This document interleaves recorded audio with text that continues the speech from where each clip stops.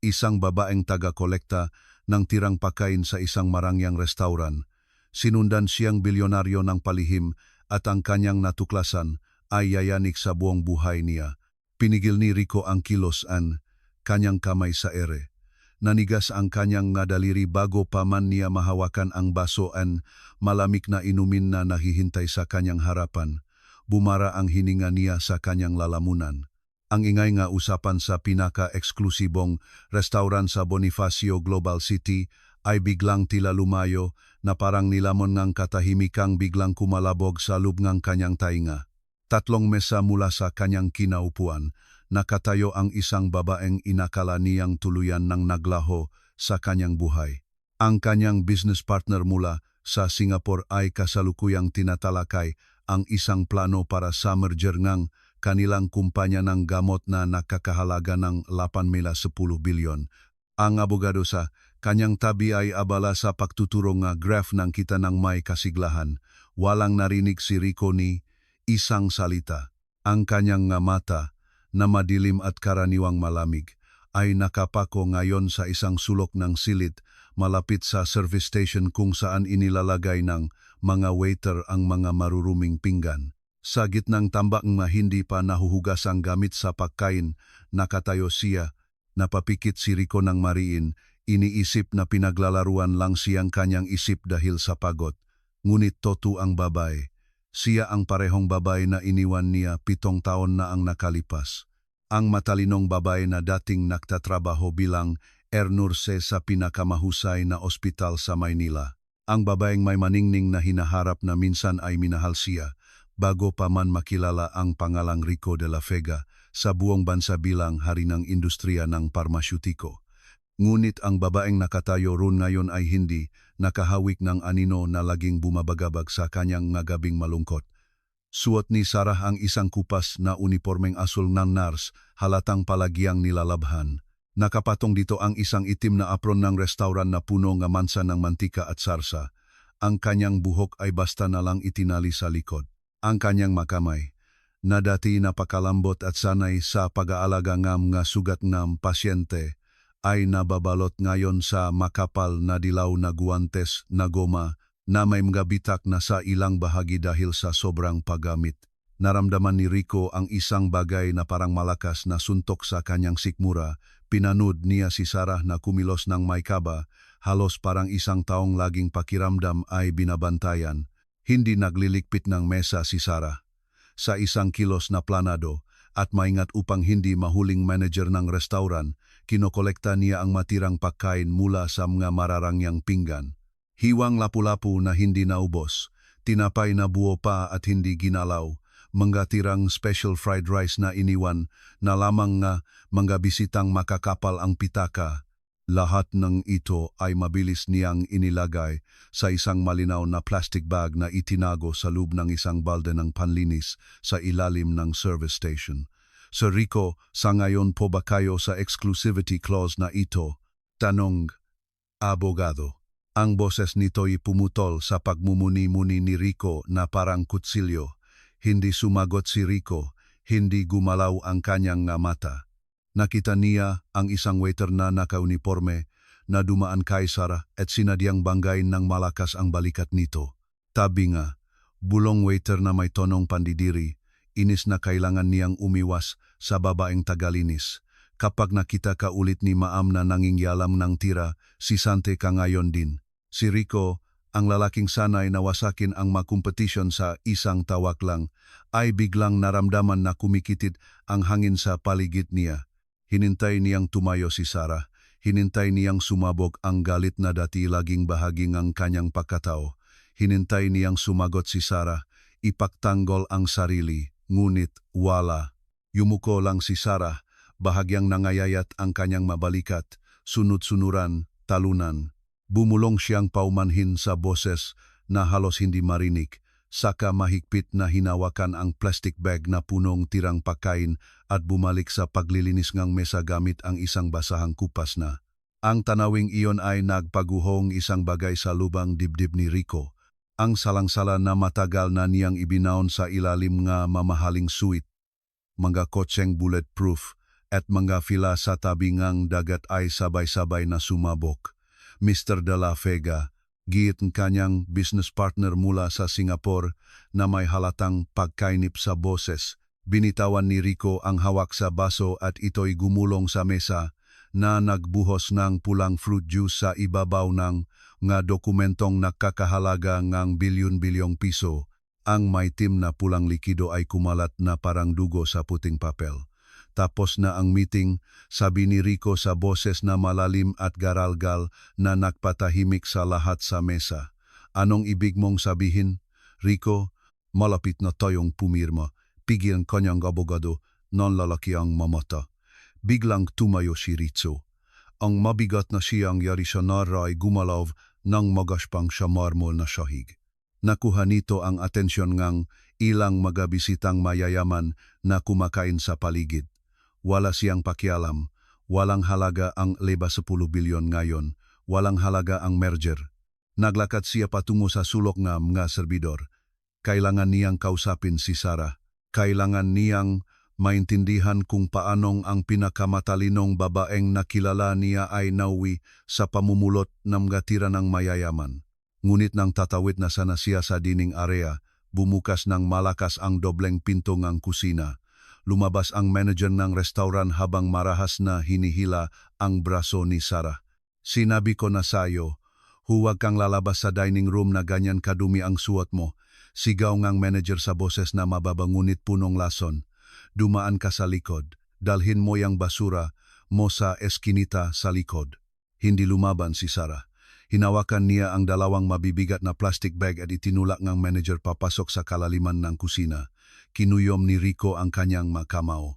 Mayroong isang mabangis na pagnanay sa loop niya na pumasok sa kusina, sakalin ang manager at bilhin ang buong gusaling ito ngayon din para lang tanggalin siya sa trabaho, ngunit pinigilan niya ang sarili. Kung makikita siya ni Sarah doon na suot ang kanyang 2 milyong suit, ang kahihiyang mararamdaman nito ay magiging napakabigat para dalhin. Kailangan munang malaman ni Rico. Kailangan niyang malaman kung saan pupunta si Sarah. Nang hindi nagpapaalam kaninuman at binalewala ang masigaw ngang kanyang abogado mula sa loop, mabilis na naglakad si Rico patungo sa pangunahing pinto. May nagbago ngayong gabi. Kakabangga lang kanyang nakaraan sa kanyang buhay ng napakalakas. Ang gabi sa Maynila ay maalinsangan at nakakasakal. Halos patakbo siyang lumabas ng restaurant. Ang valet parking attendant ay halos hindi na nakahabol para kunin ang kanyang itim na Toyota Land Cruiser. Ang kanyang personal na driver ay nagmamadali ng buksan ang pinto sa likod gayang dati. Ben, bumaba ka. Ako ang magmamaneho ngayong gabi. Utos ni Rico na may diin. Nagtaka ang driver. Hindi kailanman nagmamaneho mag-isa si Rico, pero si Rico, ang security protocol bumaba ka sa sasakyan ko ngayon, sigaw ni Rico. Sumunod agad ang driver. Sumakay si Rico sa driver's seat, pinaandar ang V8 engine na umugong ng malakas at biglang inapakan ang gas, iniwan ang maginintuang ilaw at mararangyang display ng BGC sa likuran. Inikot niya ang manibela patungo sa eskinita sa likod ng restaurant. Dumating siya sa tamang oras sa ilalim ng kumukurap-kurap na ilaw ng poste. Nakita niya si Sarah na lumabas sa service door. Mabilis siyang naglakad. Nakayuko ang katawan dahil sa bigat ng dalawang malalaking plastic bag na dala niya. Walang bag, walang jacket, tanging ang kupas na uniforme at sirang sapatos na tumutunog sa basang aspalto. Pinatay ni Rico ang ilaw ng kanyang sasakyan. Mula sa layong mga 60 metro, sinimulan niya itong sundan. Ang paglalakbay ay naging isang tahimik na pagpapahirap. Naglakad si Sarah ng ilang bloke hanggang sa makarating sa isang kinakalawang at punong graffiti na hintuan ng bus. Inihinto ni Rico ang sasakyan sa isang kanto, nagtatago sa dilim. Nakita niya si Sarah na niyayakap ang sarili sa kadiliman. Nakita niya si Sarah na sumisilip sa laman ng nga plastic bag. Pinaningkitan ni Rico ang kanyang nga mata para makita ng mas malinaw. Sa liwanag ng mga sasakyang dumadaan, napansin niyang may kakaiba sa mga bagay na kinolekta ni Sarah. Hindi lang ito mga tirang pagkain. Sa pangalawang bag, may mga pipis na karton, mga basyong boteng salamin at tila mga gamit ng drip na kinuha mula sa basurahan ng isang botika sa kanto. Ano ang ginagawa ang isang dating pinakamahusay na nurse sa mga basurang medikal na iyon? Isang luma at mausok na pampasaherong bus ang huminto nang may langit-ngit sa harap ng hintuan. Sumakay si Sarah habang hinihila ang kanyang nga bag. Inapakan ni Rico ang gas. Ang malaking Land Cruiser ay nagsimulang sundan ang sira-sirang pampublikong sasakyan. Biglang nagbago ang tanawin. Ang mga nagliliwanag na skyscraper, mga villa na may matataas na bakod at armadong guwardiya at malilinis na boulevard ay naiwan na sa malayo. Ang bus ay nagsimulang umakyat sa mga daang pabundok sa gilid na lungsod. Nawala ang aspalto, napalitan ng batuhan, malalalim na lubak at mga payat na asong nahahalungkat sa mga basurahan. Naramdaman ni Rico na may bumabara sa kanyang lalamunan. Ang kaibahan ay napakasakit. Natutulog siya sa mga sutlang kumot. Ang babaeng minsan niyang pinangakuan ng habang buhay na pag-ibig ay naglalakbay sa gabi patungo sa ganap na kahirapan. Sa wakas, huminto ang bus sa pinakamataas at pinakamadilim na bahagi ng isang komunidad ng mga squatter, isang labirint ng mga bahay na hindi patapos na makakapatong sa gilid ng burol. Ang mapader ay gawa sa mabitak-bitak na blokeng pader na walang kahit anong palitada. Ang bubong ay mga kinakalawang na yero na pinipigilan ng mga lumang gulong para hindi liparin ng hangin. Bumaba si Sarah mula sa bus. Masyadong makitid at matarik ang daan para sa Land Cruiser ni Rico. Pinatay niya ang makina, binuksan ang pinto, at alam niyang nilalabak niya ang lahat ng kanyang security protocols. Ang isang lalaking may Patek Philippe sa pulso na naglalakad mag-isa sa ganitong lugar sa hating gabi ay isang napakadaling target. Ngunit wala sa isip niya ang takot. Ang naroon lamang ay ang matinding pagnanais na malaman kung ano ang nangyari kay Sarah. Bumaba siya sa sasakyan, tumapak sa basang putik gamit ang kanyang mamahaling sapatos na katad. Dahan-dahan niyang isinara ang pinto at sinimulang sundan siya ng naglalakad. Pinapanatili ang distansya, dumidikit sa maaninong nga hindi patapos na pader. Ang amoyng alimuom, usok ng kahoy, at bukas na kanal ang pumuno sa hangin. Naging mabigat ang paghinga ni Rico. Nakita niya ang anino ni Sarah, na hirap na umaakyat sa matarik na daan, paminsan-minsan ay humihinto para huminga. Nanginginig ang kanyang nga tuhod dahil sa bigat na mga dala niya, ngunit hindi siya tumigil. Mayroong isang bagay na nag-udyok sa kanyang mahakbang, isang matigas at nagaalab na determinasyon. Sa wakas, huminto si Sarah sa harap ng pinakakawawang bahay sa buong kalye. Isang maliit na gusali na halos lumubog na sa lupa. Ang pinto ay isang piraso lamang ng kinakalawang na bakal na sinigurado ng isang manipis na kadena. Isang mainit, madilaw at napakahinang ilaw ang tumatagos mula sa mga siwang ng pinto.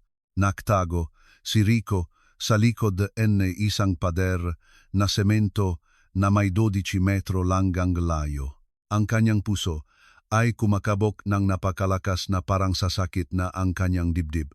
Pinanut niya si Sarah na ibaba ang dala niya, nagmamadaling tanggalin ang dilaw na guwantes, ipasok ang isang kinakalawang na susi sa padlock at itulak ang mabigat na bakal na pinto. Umingit ang pinto habang dahan-dahang bumubukas. Pinigil ni Rico ang kanyang hininga.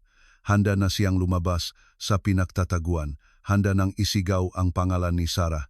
Handa nang ilabas ang kanyang checkbook. Handa nang gawin ang lahat para alisin ang babae sa impyernong ito. Humakbang na nga siya. Nakabukas na ang kanyang bibig para magsalita, ngunit may isang bagay na nagpatigil sa kanya. Ang mainit na ilaw mula sa loob ng bahay ay tumama sa mukha ni Sarah. Inihayag nito ang isang ngiting biglang lumitaw, isang ngiting puno ng purong pagmamahal at malalim na pananabik. Isang ngiting sa isang iglap ay nag-alis ng lahat ng pagod sa kanyang mukha. Nandito na si Mama, anak ko, bulong ni Sarah sa boses na basak ngunit malambing. Mula sa kadiliman ng mahirap na bahay, isang pares ngang maliliit at walang sapin na pa ang tumakbo patungo sa pinto. Nanigas si Rico. Nanlaki ang kanyang mamata. Isang panginginig na pinahalong takot at paganga ang gumapang mula sa kanyang batok hanggang sa dulo ang kanyang mapaa na nagpako sa kanya sa maputik na lupa. Sa may pintuan, mahigpit na nakayakap sa binting pantalon ni Sarah, lumitaw ang isang maliit na bata. Mga 5 taong gulang, nakasuot siya ang abuhing damit na masyadong malaki para sa kanyang payat na katawan. Ngunit hindi ang kahirapan ng bata ang nagalis ng hininga sa mga baga ni Rico, kundi ang kanyang mukha. Sa ilalim nga madilim na ilaw nga bahay na yero, nakita ni Rico ang sarili niyang mga mata, ang sarili niyang ilong, ang makapal na itim na buhok na eksaktong katulad ng sa kanya nung bata pa siya. Umubo ng malakas ang bata. Isang tunog na tuyo at nakakabagbag damdamin na umalinggaw sa katahimikan na kalye bago siya tumingala kay Sarah. Mama, dala mo ba gamot ni Ricky? Tanong ng maliit na bata sa boses na mahina at pagod. Umatras si Rico, tumama ng malakas sa sementong pader sa likod niya. Ang impact ay nagalis ng hangin sa kanyang mga baga. Ang kanyang nanginginig na kamay ay umakyat sa kanyang bibig. Sinusubukang pigilan ang isang sigaong takot at malalim na realisasyon na halos pumunit sa kanyang lalamunan. 7 taon. Iniwan niya si Sarah, eksaktong 7 taon na ang nakalipas. Ang bilyonaryo, ang lalaking kumokontrol sa buhay at kamatayan sa pambansang merkado ng gamot, ay napaluhod sa malamig na putik. Gumuho ang buong mundo sa kanyang nabalikat.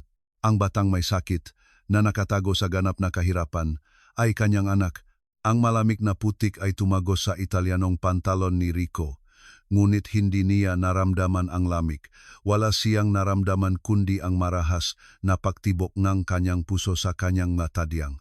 Nakaluhod sa dilim na may parehong kamay na nakalubog sa basang lupa ang komunidad. Hindi niya mayalis ang kanyang tingin sa tanawing nagaganap 12 metro sa kanyang harapan. Ang kinakalawang na bakal na pinto ay bahagyang nakabukas pa rin. Ang madilaw na ilaw ay bumabalot sa silwetang babaeng minsan niyang pinangakuan ng proteksyon at sa anak na hindi niya kailanman na lamang umiiral. "Oh, anak, dala ni Mama ang gamot mo," sagot ni Sarah sa boses na pilit pinapatatak ngunit wasak na sa pagod. Umubo ulit si Ricky. Hindi ito ordinaryong ubo. Ito ay isang tunok na malalim, basa, at yumayanig sa maliit na katawan hanggang sa ito'y mapayuko. Agad na binitawan ni Sarah ang mga bagang basura, lumuhod sa sementadong lupa at niyakap ang bata ng mahigpit. Pinigil ni Rico ang sariling boses habang tinatakpan ang bibig ng maputik na kamay. Ang mamata ni Ricky ay sarili niyang mamata, ang hugis ng kanyang baba, ang parehong makapal na itim na buhok. Para siyang tumitingin sa salamin ng nakaraan, ngunit marupok, kulang sa nutrisyon, at nabubuhay sa pinakamatinding paghihirap. "Masakit dibdib ko, Ma," bulong maliit na bata habang isinusubsob ang mukha sa leg ni Sarah. "Gagaling ka rin, anak. Sandali lang, tingnan mo dala ni Mama." Mula sa kanyang pinagtataguan, pinilit ni Rico na tingnan ng mas malinaw. Pinanood niya si Sarah na may nanginginig ngunit sanay na kamay na buksan ang plastic bag na dala niya mula sa restauran. Hindi pa kain ang inilabas niya, kundi ang magabasyong botengang salamin at mga plastic na tubo na kinuha niya mula sa basurahan ng botika. Si Rico, ang higante ngang industriya ngang parmasyutiko, ang lalaking nagtatakda ngang presyo ngang kalusugan ngang milyon-milyong tao, ay nanut ng may pangingilabot sa nangyayari. Dinala ni Sarah ang mabote sa isang maliit at tagilit na masang kahoy. Naglabas ng isang bote ng alkohol, isang bagong hiringgilya na binili sa kakarampot na tip, at sinimulang hugasan at i-sterilize ang mga gamit ng fart drip na may katumpakan ng isang klinisyan. Pagkatapos ay kinuha niya ang 3 boteng tila walang laman. Gamit ang isang manipis na karayom, Sinipsip niya ang mapataang natitirang likido sa ilalim ng bawat bote na hirap na nakakolekta ang hindi hihigit sa 1 mililiter ng malinaw na likido sa pangunahing hiringgilya. Nakilala ni Rico ang label sa mga bote kahit sa malayo. Iyon ay Pulmofex, ang pinakabagong henerasyon ng gamot para sa malubhang sakit sa pahinga ng nga bata. Ang gamot na gawa ng kanyang sariling kumpanya. Ang gamot na tinripple niya ang presyo noong nakaraang taon para mapalaki ang kitabago ang merger sa kanyang partner mula sa Singapore. Ang isang buwang gamutan ay maaring umabot sa amataw 1 milyon. Si Sarah, isang magaling na nurse na may maraming parangal, ay isinasa panganib ang kanyang kalayaan, nakahalungkat sa mga basurang biolohikal para kunin ang mga tira ng ampul na itinapon ng mayayaman para lang mapanatiling buhay ang kanyang anak. Ang anak ni Rico, "Halika, upo ka rito, champion," sabi ni Sarah habang inihahanda ang isang gawang bahay na nebulizer na ikinabit sa hiringgilya. Sumunod ang bata nang walang reklamo, sanay na sa ritual na ito, habang nagsimulang umugong ang lumang makina na nagbobomba ng gamot papasok sa mga baga ni Ricky, napasandal si Sarah sa pader na walang pintura. Ipinikit niya ang kanyang nga mata at sa unang pagkakataon sa buong gabi, isang pata ng luha ang tahimik na dumaloy sa kanyang maruming pisngi. Gustong sumiga ni Rico, gustong tumayo, sipay ng yero na pinto, ilabas ang kanyang checkbook at bilhin ang buong ospital ngayong gabi. Gusto niyang yakapin ang bata at huminging tawad kay Sarah hanggang sa maubos ang kanyang boses. Nakasandal na siya sa pader, handang lumabas mula sa dilim. Ngunit huminto siya. Ano ang sasabihin niya? "Hello Sarah, patawarin mo ako sa pag-iwan sayo para sa tagapagmana ng isang business empire 7 taon na ang nakalipas. Eksakto noong sinabi mong may mahalaga kang sasabihin sa akin." Papasok siya sa bahay na iyon suot ang isang suot na mas mahal pa sa kinita ni Sarah sa loop ng 7 taon ng paglilinis ng mesa. Tatakbo si Sarah palayo o mas malala, itataboy siya. At mayroon siyang napakatinding dahilan para gawin iyon.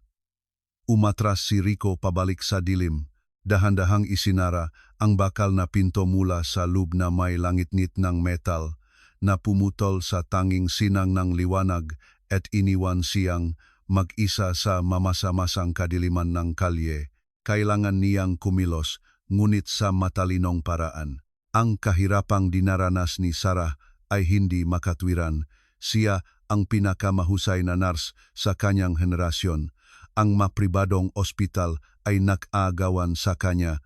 Ang paglilinis ng tira sa restauran ay hindi lang masamang kapalaran. Ito ay isang bagay na halos imposible. May isang taong sumida sa kanya at determinado si Rico na alamin kung sino. Naglakad siya pabalik sa kanyang Land Cruiser.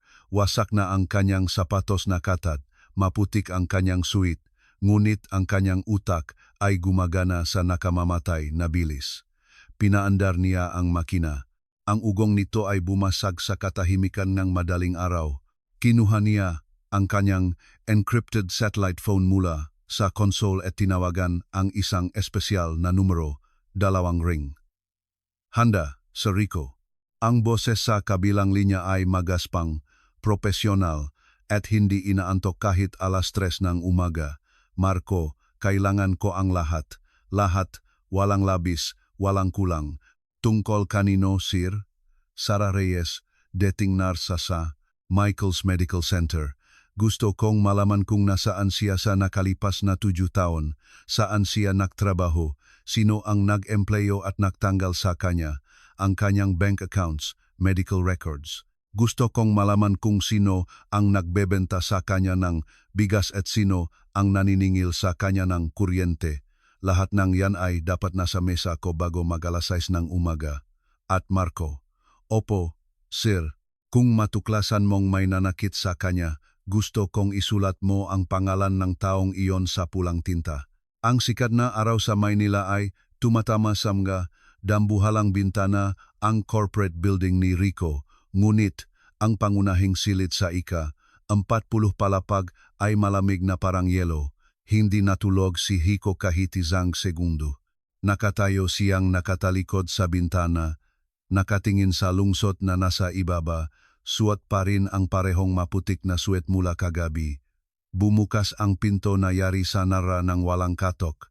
Si Marco, isang dating miyembro ng military intelligence na ngayon ay ang pinakawalangawang pribadong investigador sa mga elitista ng Maynila, ay pumasok sa silid.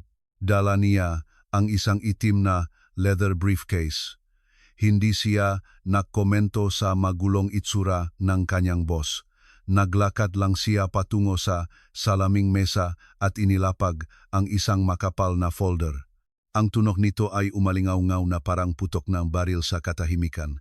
Mahirap itong halungkatin, si Rico, sabi ni Marco habang pinakrus ang mga braso. May isang taong nagsumikap na burahin ang babaeng ito sa sirkulasyon.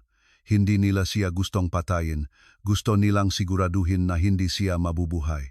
Dahan-dahang lumingon si Rico, namumula ang mga mata.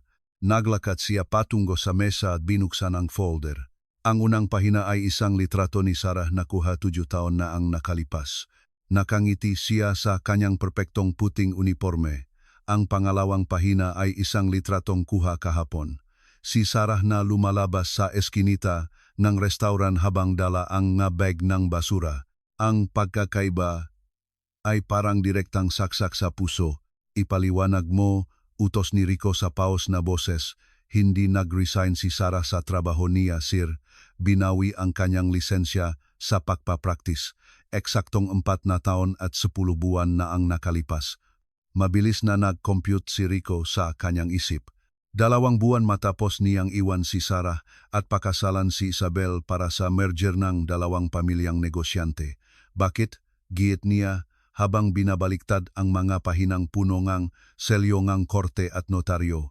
Inakusahan siya malubhang medical negligence at pagnanakaw ng narcotics sa loob ng Street Michaels. Ang mga akusasyon ay napaka-brutal. Ayon sa kaso, nagnakaw siya ng morphine at mamahaling pediatric na gamot mula sa inventaryo para ibenta sa black market. Inakusahan din siyang pineke ang mga medical records at isinapanganib ang buhay ng isang pasyente.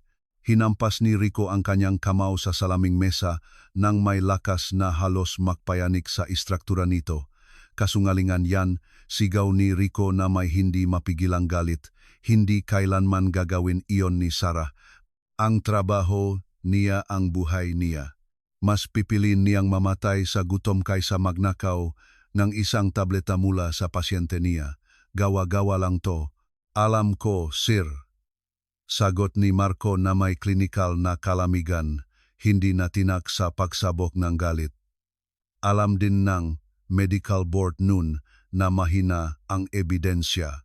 Halos isantabi na nila ang kaso, pero may isang taong nakialam. Naniga si Rico. Isang patak ng malamig na pawis ang dumaloy sa kanyang batok. Tumingala siya sa kanyang investigador. Sino? Inabot ni Marco ang isang dokumento mula sa folder at inilagay sa mesa. Ito ay isang international bank transfer na nakakahalaga na 50-50 milyon na ipinadala sa personal na account na direktor ng St. Michael's Medical Center na may petsang eksakto sa araw na binawi ang lisensya ni Sarah magpakailanman. Ang pangalan ng nagpadala ay malinaw na nakasulat sa letterhead, Santillan Family Foundation. Nawalan ng hangin ang abaga ni Rico. Nagsimulang umikot ang kanyang mundo.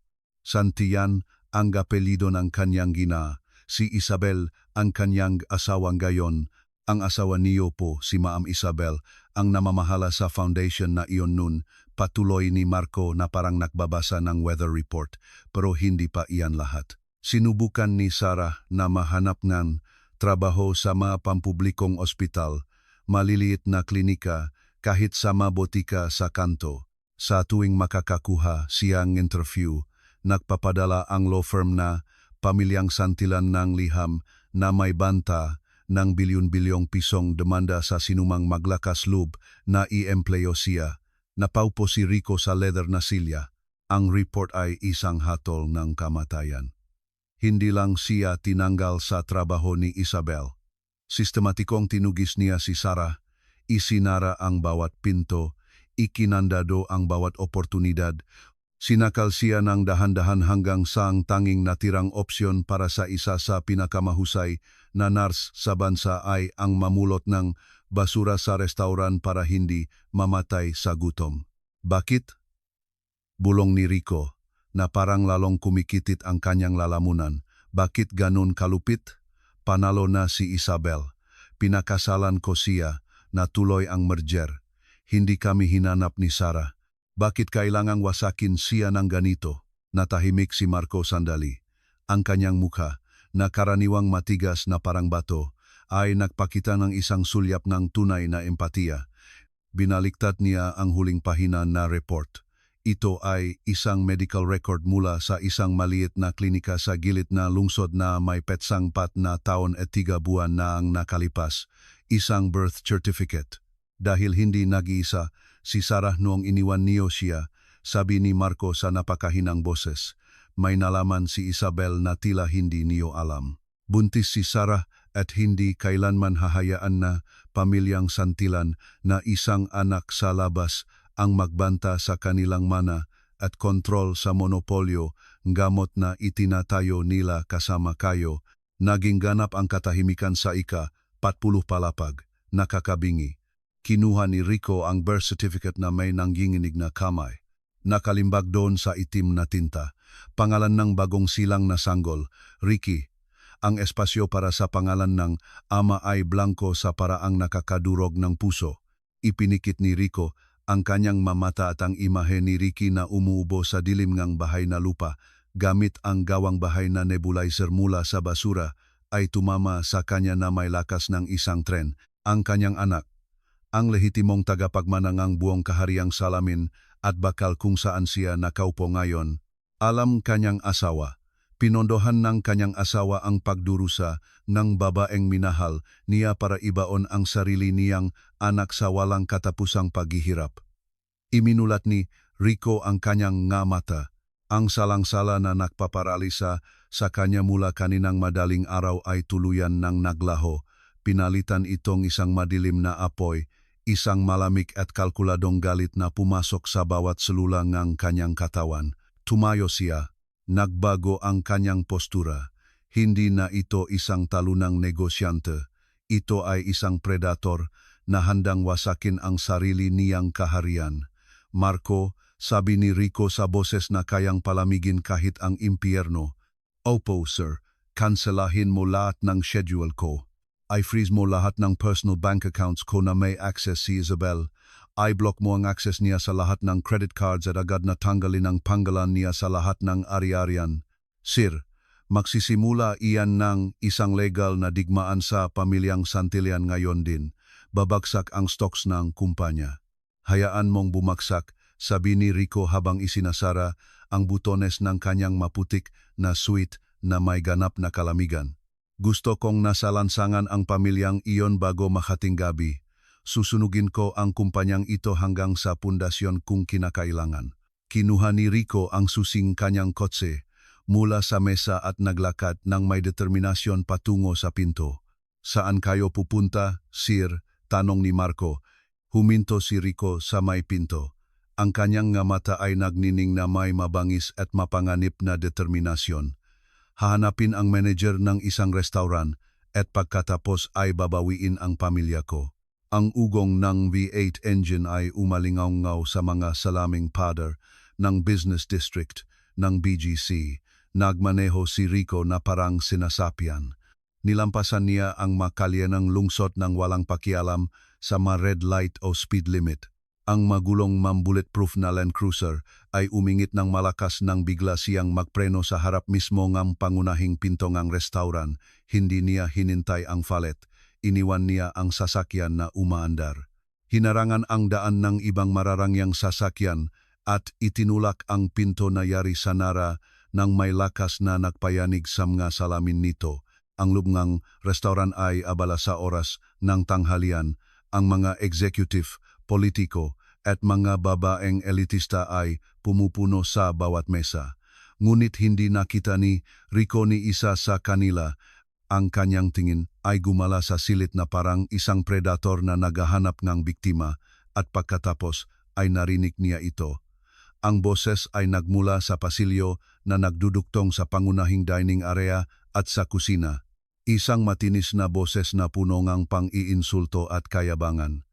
Sinabi ko na ang mamesa sa terasa ay hindi nililinis ng ganitong basahan, tanga ka ba? Sigaw ngang manager. Isang lalaking nakasuot ng masikip na abuhing damit na namumula ang mukha sa galit.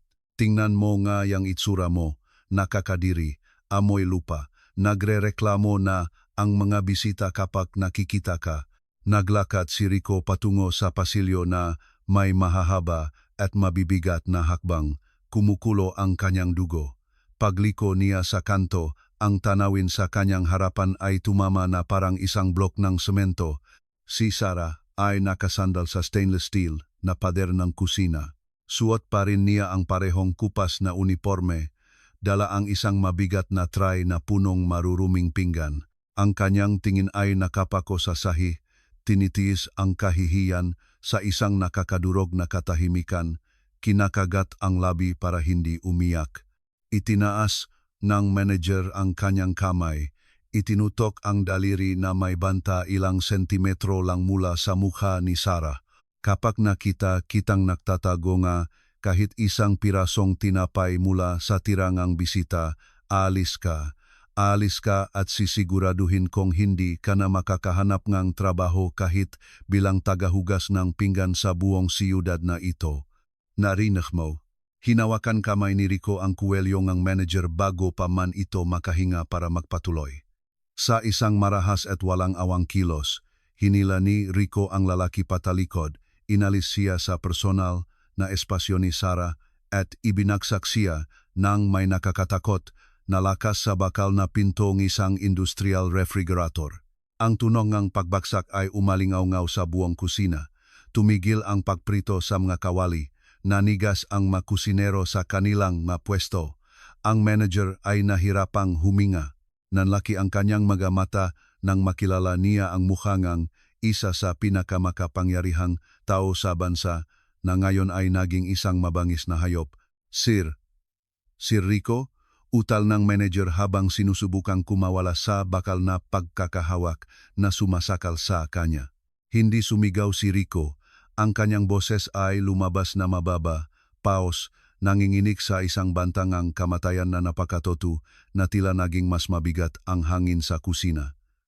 Ulitin mo, hinahamon kita. Ulitin mo ang isang salita lang sa kanya. Ako, empleyado lang siya, utal ng manager habang nanginginig. Dati mong empleyado, putol ni Rico habang hinihigpitan ang pagkakahawak hanggang sa maksimulang mangitim ang mukha ng manager. Kakabili ko lang ng gusaling ito at ng pesteng restaurant na ito. Mayroon kang eksaktong 3 minuto para umalis sa Ariarian Cobago. Ko tawagin ang security team ko para kalat ka rin, kapalabas sa Eskinita NG Basura. At maniwala ka, sisiguraduhin kong hindi ka na makakapag-manage ng kahit isang karinderya sa siyudad na ito sa buong miserable mong buhay. Binitawan siya ni Rico ng may malakas na tulak. Natisot ang manager, napaluhod, tumayo ng pasuray-suray at tumakbo patungo sa emergency exit, maputla na parang bangkay. Naging ganap ang katahimikan sa kusina, walang humihinga. Dahan-dahang lumingon si Rico na may dibdib na umaalon pa. Inaasahan ang isang tingin ng ginhawa mula sa babaeng kaliligtas lang niya. Ngunit hindi siya tiningnan ni Sarah nang may pasasalamat. Ang tray nga maruruming pinggan ay nahulog na sa sahig basag-basag. Tinitignan siya ni Sarah na may nanlalaking mamata. Ngunit ang nasa loob nito ay hindi pagkagulat, kundi purong takot, primitibo at visceral. Umatras siya, tinapakan ang mabasag na porselana ng walang pakialam, mabilis at hindi regular ang kanyang pahinga. Sarah, bulong ni Rico habang lumalapit, inaabot ang kanyang nanginginig na kamay, lahat ng lakas at galit na ipinakita niya kanina ay tuluyan ng nawala. Huwag, ang salitang lumabas sa bibig ni Sarah, hindi bilang pagbati, kundi isang pagtanggi na punong panik. Tumalikod siya at tumakbo. Itinulak niya ang mabigat na service door at sumugot sa eskinita. Sarah. Teka, Sigaw ni Rico, tumatakbo para habulin siya.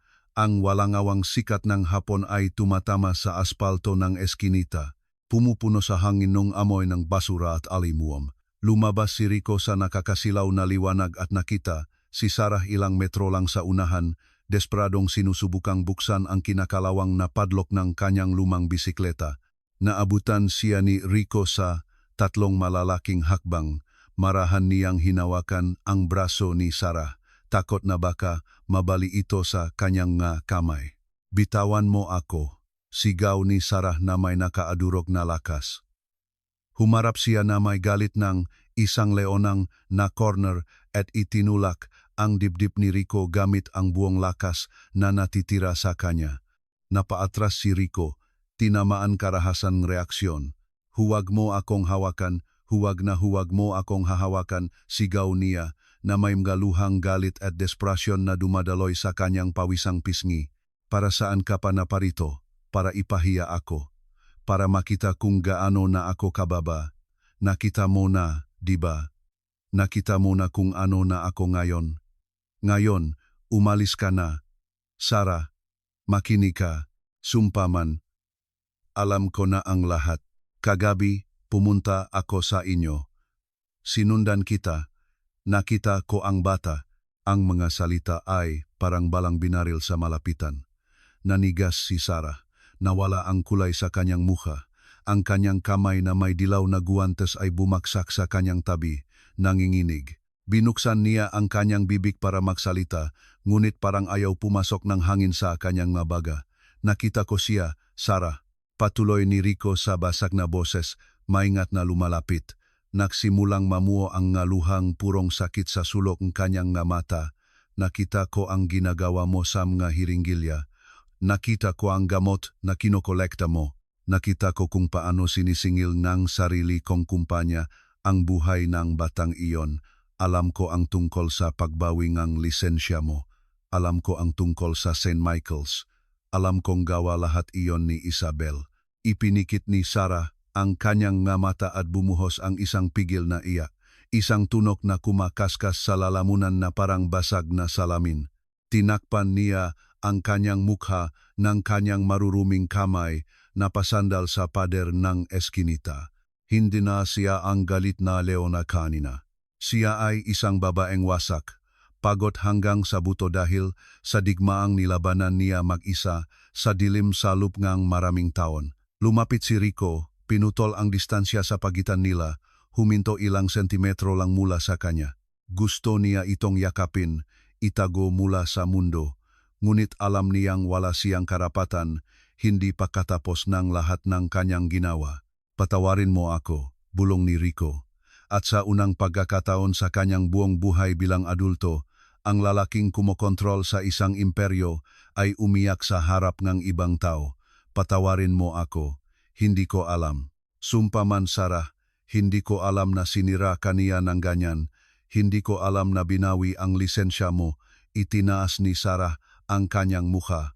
Ang kanyang mapulang mata ay tumitik sa kanya na may malamig at malalim na put na nakpatigas sa dugo ni Rico. At ano ang silbing tawat mo? Rico, sigaw niya na may boses na punong lason. Ang tawad mo ay hindi makakabiling gamot ng anak ko. Ang tawad mo ay hindi makakapagbabangalagnat niya. Ang tawad mo ay hindi makakapagburang nga gabing kailangan kong matulog sa kalsada dahil sa takot na hinahabol akong nga tauhan ng asawa mo. Naramdaman ni Rico na nawalan ng balanse ang mundo. Sinong tauhan? Tanong niya na may biglang panlalamig sa kanyang sikmura. Sarah, sabihin mo ang totoo. Ang batang iyon, ang batang nakita ko sa bahay na yero, si Ricky. Naging hindi matis ang katahimikan sa eskinita. Pinutol lang ang malayong ingayng trapiko at ng kanilang mahininga. Tinitigan siya ni Sarah sa mata, na may dibdib na mabilis na umaalon. O Rico, sabi niya na may kalinawan na parang kutsilyong siruhano. Anak mo siya. Ang masalitang iyon ay lumutang sa mainit na hangin ng eskinita, mabigat at hindi matitinag. Anak mo siya. Umatras si Rico na parang nawalan ng paninimbang. Ang kumpirmasyong nanggaling mismo sa bibig ng babaeng minahal niya ay isang nakakawasak na suntok. Nang hina ang kanyang matuhod. inilagay niya ang parehong kamay sa kanyang ulo. Pinasok ang mga daliri sa kanyang itim na buhok. Hindi kayang iproseso ang laking trahedyang nilikhang sarili niyang ambisyon.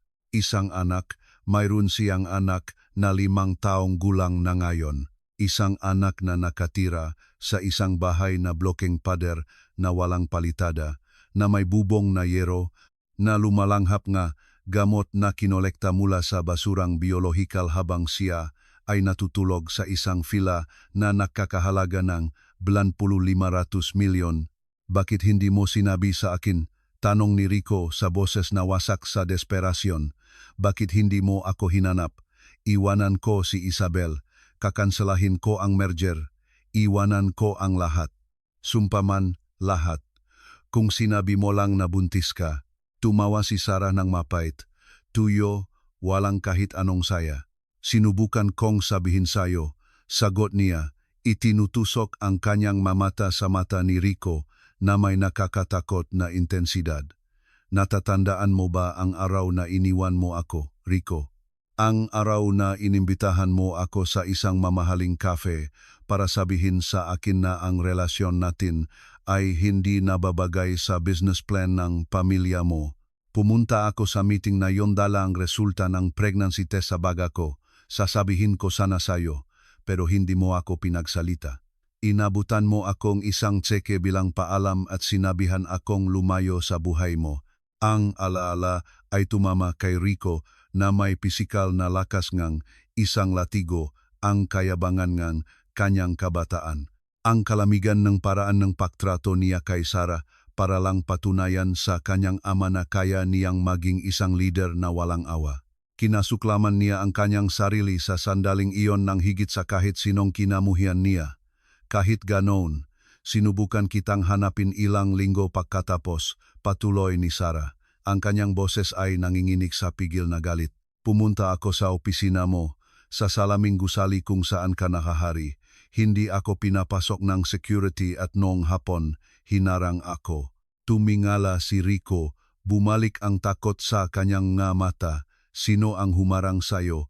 Niyakap ni Sarah ang sarili na parang ang init ng eskinita ay biglang naging yelo. Ang kanyang tingin ay nawala sa pader. Binubuhay muli ang bangungot na naktulak sa kanya sa bingit ng pagkawasak. Isang itim na sasakyan na walang plaka, katulad ng sayo. Hinarangan nila ang daan ko pagkatapos ng duty ko sa St. Michael's. 2 lalaking nakasuit ang bumaba. Pinuwersa nila akong pumasok sa likod. Huminto sa paghinga si Rico. Humikpit ang kanyang kamao hanggang sa mamuti ang kanyang nga buko. Nasa loop si Isabel, sabi ni Sarah. At ang paraan ng pagbikas niya sa pangalan ay parang pagdurang lason. Nakasuot siya ng perpektong designer dress, naka-sunglasses at may ngiti na nagpasuka sa akin. Alam na niya ang tungkol sa bata. Nasa kanya ang personal medical records ko na hindi ko pinayagang makita ninuman at may dala siyang baril. Tumigil ang puso ni Rico.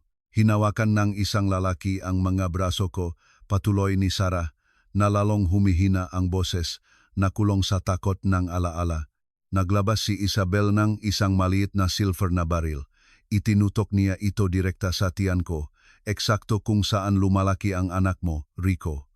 At tinitigan niya ako sa mata nang hindi man lang naktataas ng boses. Sinabi niya, kung susubukan ko siyang kontakin, kung lalapit ako sa mundo niya o babanggitin na anak niya ang bata, hindi niya ako papatayin. Sinabi niya, hihintayin niyang may panganak ang sanggol at pagkatapos ay sasakalin niya ito sa harap ko para mabuhay ako habang buhay na may dalang anino na iyon. Isang malalim, madilim at primitibong ungol ang lumabas mula sa kaibuturan ng dibdib ni Rico. Hindi ito boses ng isang ordinaryong tao. Ito ang boses ng isang lalaking kaluluwa ay kapupunit-punit lang.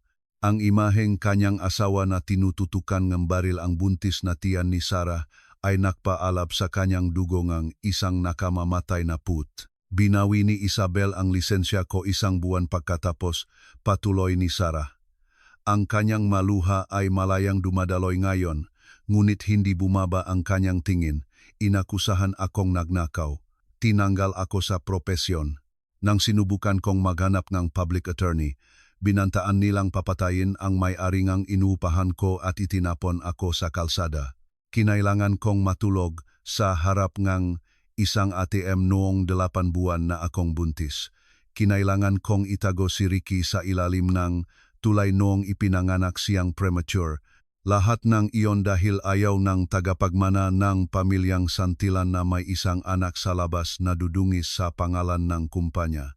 Napaluhod si Rico sa maruming aspalto ng eskinita. Ang kanyang suwet, ang kanyang estado, ang kanyang sinumpaang pagmamataas, lahat ay wala ng halaga. Hinawakan niya ang mabinti ni Sarah at isinubsob ang kanyang mukha sa kupas na tela ng pantalon nito. Humahagulgol ng may lakas na nagpayanig sa kanyang buong katawan. Patawad, patawad, hagulgol ni Rico sa ganap na pakawasak. Ang bigat ngang lahat ngang kanyang desisyon, ngang kanyang kasakiman, ngang kanyang pagkabulag, lahat ay dumagan sa kanya ng sabay-sabay. Hindi siya hinaplos ni Sarah, hindi ginantihan ang yakap. Nanatili siyang matigas, nakatingin sa malayo, sa likod ng lalaking dating pag-ibig ng kanyang buhay na ngayon ay isang basag na shell sa sahig ng eskinita. Nilunok ko ang lahat ng pride ko, Rico, sabi niya na may lamig na parang puntot. Hinayaan kong yurakan ako. Naglinis akong mesa, namulot ng basura, kumuhang expired na gamot para makahinga si Riking isa pang araw. Nakipagkasundo ako sa demonyo para mapanatiling buhay siya, nagtatago sa isang komunidad kung saan hindi siya mahahanap ni Isabel. Umatras si Sarah, pinuwersang bitawan ni Rico ang pagkakahawak niya. Tiningnan niya ito mula sa itaas, walang awa. Kaya hinihiling kong umalis ka, Rico. Hindi ka namin kailangan, hindi ka namin kailanman kinailangan. Ang presensya mo rito ay isang hatol ng kamatayan para sa anak ko. Kapag nalaman ni Isabel na nahanap mo na kami, tutuparin niya ang kanyang pangako at hindi ko hahayaang ilibing ang anak mo sa iyong marangyang marmol na libingan. Tumalikod si Sarah, kinuha ang manibela ng kanyang lumang bisikleta at nagsimulang maglakat ng mabilis patungo sa pangunahing kalsada. Iniwan ang impyerno sa likuran niya. Sarah, teka, tumayo si Rico mula sa sahig ng pasuray-suray. Wala ng luha sa kanyang mga mata. Ngayon ay may isang malamig at nakamamatay na kislap ng isang lalaking handang sunugin ang buong mundo. Hindi ako aalis. Anak ko iyon. At isinusumpa ko sa buhay ni Ricky na wawasakin ko si Isabelle. Ubusin ko ang pamilyang Santillan hanggang sa mga ugat nito. Huminto si Sarah sa kantong eskinita. Hindi siya lumingon. Bahagya lang niyang inikiling ang ulo para ibato ang kanyang huling na salita. Wala nang maraming oras si Rico, hindi na gumagana ang mga expired na gamot. Nagsisimula nang bumigay ang mga baga niya. Itabi mo yang pahihiganting ang mayayaman, ang gusto ko lang ay makahinga ang anak ko. At nang walang isa pang salita, naglaho si Sarah sa gitna ng dagat ng managlalakad at ng trapiko ng lungsod. Iniiwan si Rico na mag-isa sa anino ng eskinita. Ang bilyonaryo ay nanatiling nakatayo ng ilang segundo. Ang desperasyon ay naging isang malamig at ganap na kalinawan. Inilabas niya ang kanyang encrypted satellite phone mula sa bulsa ng kanyang sirang suit. Ang screen ay may mansanluha at alikabok. Tinawagan niya ulit ang numero ni Marco, ang kanyang hepe ng intelligence at seguridad. Marco, sabi ni Rico sa boses na walang puwang para sa negosasyon, ihanda mo ang helicopter. Gusto kong naka-standby ang isang medical tactical team at tawagan mo ang board of directors ng Santillan de la Vega Pharma. Sabihin mo sa kanila na ang presidente ay nagpatawag ng isang emergency meeting ngayong gabi sa fila. Ano ang agenda? Sir, tanong ni Marco na halata ang nakamamatay na tensyon sa boses ng kanyang boss.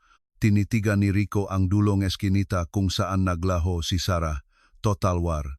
Ang bakal na tarangkahan ng fila ni Rico ay bumukas ng tahimik. Ang bulletproof na Land Cruiser ay pumasok ng mabilis. Sinisira ang puting graba sa driveway at huminto ilang sentimetro lang mula sa isang marmol na fountain.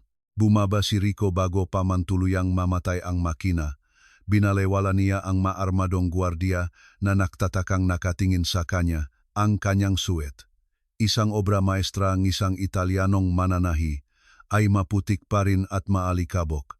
Ang kanyang sapatos na katad ay nag-iwan ng maruming bakas sa perpektong malinis na granite na sahig na lobby. Naglakad siya direkta sa pangunahing sala. Nakaupo si Isabel sa isang puting velvet na sofa. Nakasuot siya ng isang emerald silk na damit, may hawak na isang baso ng malamig na pomegranate juice habang nagbabasa ng isang art auction catalog sa kanyang tablet. Ang liwanag mula sa kristal na chandelier ay nagpapailaw sa kanyang perpektong ayos na mukha, malamig at hindi natitinag. Nang marinig ang mabibigat na yabag, tumingala siya. Isang mapanlibak na ekspresyon ang agad na lumitaw sa kanyang mukha. "Rico, por Dios, dinudumihan mo ang Persian carpet," sabi ni Isabel sa isang patag at tamat na boses nang hindi man lang ibinababa ang kanyang baso. "Saan ka ba nanggaling? Amoy kalsada ka. Utusan mo ang katulong na linisin yan agad. May dinner tayo kasama ang ambasador sa loob ng 2 oras." Hindi huminto si Rico. Naglakad siya sa salaming mesa sa gitna ng silid at inihagis ang makapal na itim na folder na ibinigay ng kanyang investigador. Ang pagbagsak nito ay nagpatalsik sa baso ni Isabel na nagbuhos ng pomegranate juice sa mesa. "Kanselado ang dinner," sabi ni Rico. Ang kanyang boses ay isang malalim na bulong na parang boses ng isang berdugo. Tiningnan ni Isabel ang folder. Pagkatapos ay si Rico. Huminga siya ng malalim sa pagkainis at inilagay ang kanyang tablet. "Anong drama na naman ito, Rico? Kung tungkol ito sa merger sa Singapore, nakausap ko na si Papa at nakasundo kami na hahatiin ang pagka-presidente. Huwag kang mag-eskandalong ganitong oras." Yumuko si Rico sa mesa. Ipinatong ang kanyang 2 maputik na kamao sa salamin. Inilapit ang kanyang mukha sa mukha ni Isabel. "Buksan mo ang folder." "Isabel," iba ang tonong kanyang asawa. "Hindi ito ordinaryong pressure sa negosyo. May isang nakamamatay na kadiliman sa kanyang mamata na hindi pa nakikita ni Isabel kailanman." Sa isang elegante at dahan-dahang kilos, binuksan niya ang folder.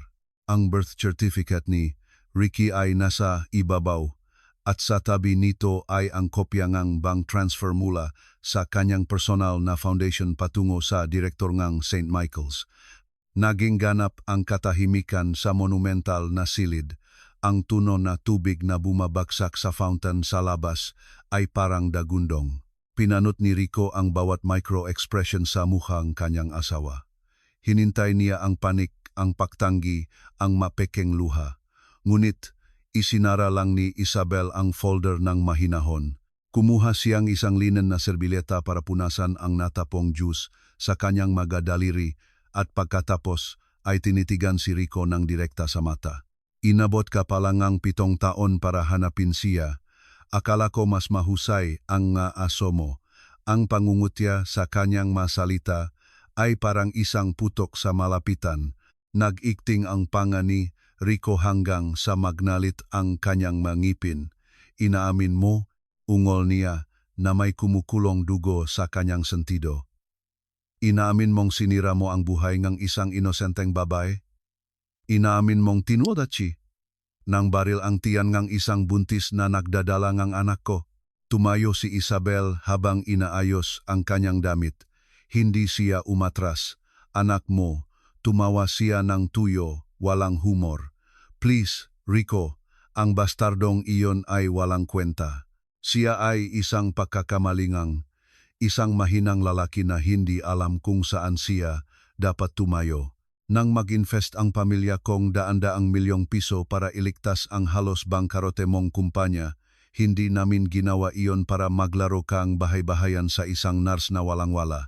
Dugot laman ko yon," sigaw ni Rico. Hinampas ang salaming mesa nang may lakas na nagdulot ng bitak sa gitna nito. Hindi kumurap si Isabel. "Isang bantayon," sigaw niya, na may mamatang nakniningning sa pagkasuperior. Isang maluwag na dulo, isang direktang banta sa stocks ng kumpanya. Kung nagsalita ang babaeng iyon, lulubog ang merger sa isang public scandal bago pa man ito magsimula. Ginawa ko ang hindi mo kayang gawin. Nilinis ko ang kalat mo. Pinrotektahan ko ang kaharian natin. Dapat kang lumuhod at magpasalamat sa akin. Tinitigan siya ni Rico at sa unang pagkakataon sa kanilang 7 taong pagsasama, nakita niya ang totoong halimaw na nakasama niya sa kama. Isang halimaw na gawa sa yelo at kasakiman. May sakit ka ba? Bulong ni Rico habang dahan-dahang tumatayo. Ang sumasabog na galit ay napalitan ng isang katahimikang, parang salibingan. Pragmatiko ako, sagot ni Isabelle, habang pinakrus ang mga braso. At kung sa tingin mo ay may mababago ang maliit na dramang ito, nagkakamali ka. Nakatago pa rin ang batang iyon sa kanyang lunggang kahirapan. Ang babaeng iyon ay isang kriminal pa rin na binawian ng lisensya at hawak ko pa rin ang 49% ng boto sa Board of Directors. Kung susubukan mong makipagdiborsyo, kung susubukan mong kilalanin ang basurang iyon bilang anak mo, wawasakin ko ang stocks ng kumpanya bukas ng umaga. Papatulugin kita sa kalsada. Hindi sumigaw si Rico, hindi nagmura. Ipinasok lang niya ang kanyang kamay sa bulsa ng kanyang kupas na pantalon. Huli na para diyan Isabelle. Kumunot ang nuni Isabelle sa unang pagkakataon, naguguluhan. Anong ibig mong sabihin? Inilabas ni Rico ang kanyang telepono at ipinakita ang screen. May isang email na ipinadala sa buong Board of Directors, mga International Bank at National Financial Media. Habang papunta ako rito, isinagawa na ni Marco ang Omega Protocol. Sabi ni Rico, ninanamnam ang kulay na unti-unting nawawala sa mukhang kanyang asawa. I-freeze ko lahat ng corporate accounts. Inilipat ang liquidity ng mga foundation mo sa mga offshore accounts sa ilalim ng eksklusibong control ko. At kalalabas ko lang sa press ng mga dokumento ng panunuhol mo sa direktor ng St. Michael's. Nanlaki ang mga mata ni Isabel. Sa wakas ay nasira ang kanyang porselanang maskara. Baliw ka, pandaraya yan. Wawasakin mo ang kumpanya. Wawasakin mo ang sarili mo. Ang kumpanyang ito, ako ang nagtayo. At ako ang susunog nito hanggang sa maging abo bago ko hayaang may mapunta sayo kahit isang sentimo. Sabi ni Rico habang lumalapit, pinuwersa siyang umatras. Wala ka ng pera, Isabel. Wala ka ng kapangyarihan. Na-block na ang card mo. Ang maguwardiya mo ay para sa akin na lang nagtatrabaho ngayon. Rico, hindi mo to magagawa. Wawasakin kang tatay ko sa korte. Subukan niya. Mayroon kang 10 minuto para ayusin ang mga damit mo at umalis sa bahay ko. Kung nandito ka pagkatapos ng oras na yun, hahayaan kong kaladkarin ka ni Marco palabas sa harap ng mga photographer na nagabang na sa labas. Tumalikod si Rico, iniwan si Isabel na nanginginig, nahihirapang huminga, nakulong sa biglaang pagkawasak na dumating sa kanya, naglakad siya patungo sa pangunahing hagdanan. Nagsimula pa lang ang digmaan, ngunit kahit paano ay naputol na niya ang ulong ahas. Ngayon, isang bagay na lang ang mahalaga, si Ricky. Ang pribadong opisina ni Rico sa ikatlong palapag ng fila ay madilim. Ang tanging ilaw ay mula sa monitor sa kanyang mesa, kung saan ang mga grafong stocks ng Santillan de la Vega Pharma ay nagsimulang bumagsak nang mabilis matapos ang paglabas ng iskandalo. Hinubat ni Rico ang kanyang maputik na suwet at inihagis sa sahig. Binuksan niya ang butones ng kanyang kuwelyo. Naramdaman sa unang pagkakataon sa maraming taon na kaya na niyang huminga ng maluwag. Nagpasabog siya ngang isang bomba nuklear sa sarili niyang buhay, ngunit wala siyang naramdamang pagsisisi. Ang naramdaman niya ay ang pagkaapurahan. Pinindot niya ang intercom sa kanyang mesa. Marco, opo, sir. Ang metalikong boses, no kanyang hepen seguridad ay agad na sumagot. Nakaalis na si Isabel. Umalis siya 2 minuto na ang nakalipas sakay na taxi. Sir, inutusan na ang mga driver na huwag siyang isakay. Hysterical siya. Ang mga abogadong ng tatay niya ay binabaha na ang ating malinya ng komunikasyon ng magabanta ng demanda at pag-freeze ng assets. Balewalain mo lahat. Wala akong pakialam sa mga demanda. Gusto kong hanapin mo ang pinakamahusay na pediatric lung specialist team sa Maynila. Bayaran mo sila ngang 3 beses ngang kanilang taunang sahod. Ihanda mo ang helicopter sa rooftop ngayon din. Pupunta tayo sa komunidad na iyon. Kukunin ko si Sarah at si Ricky mula sa bahay na yero ngayong gabi. Gusto man niya o hindi, extraction protocol, sir. Ang malakas na pagring ng personal na telepono ni Rico ay pumutol sa sinasabi ni Marco. Tiningnan ni Rico ang screen. Unknown number. Ang kanyang puso ay gumawa ng isang hindi normal na kilos. Isang purong takot ang gumapang sa kanyang batok. Sinagot niya ito na may nanginginig na kamay. Sa kabilang linya, walang pagbati, tanging ang magulong tunong nga medical alarm, isang malayong iyak, at mga sigaw na umalingaw-ngaw sa isang sterile na silid. At pagkatapos ay narinig niya ang kanyang boses, basag at wasak, lubos na nawasak. Rico, hagulgol ni Sarah. Ang kanyang boses ay isang manipis na hiblangang purong desperasyon. Tumayo si Rico, itinapon ang kanyang leather na silya. Sarah, anong nangyari? Nasaan ka? Tulungan mo ako. Nakikiusap ako sayo. Rico, tulong, sabi ni Sarah sa boses na halos hindi maintindihan sa pagitan ng maiyak. Ang pride na pinanatili niya sa eskinita ay tulian ng naglaho. Hindi na siya humihinga. Hindi na humihinga si Ricky. Huminto ang buong mundo para kay Rico. Ang pader ng kanyang marangyang opisina ay tila nagsasara sa paligid niya. Anong ibig mong sabihin na hindi humihinga? Magsalita ka ng malinaw. Sarah, nasaan ka ngayon? Sa Talavera Public Hospital, sa Sontro eng lungsod, sabi ni Sarah, irap na irap bumuo enga asalita. Ang gamot, ang basurang niresikle ko, kontaminado pala. Nagkaroon ng malubhang allergic reaction si Ricky. Nag-collapse ang mga baga niya. Nag-aagaw buhay siya sa makamay ko. Rico, huwag mo siyang hayaang mamatay. Papunta na ako, umungol si Rico, na parang pinupunit ang kanyang dibdib.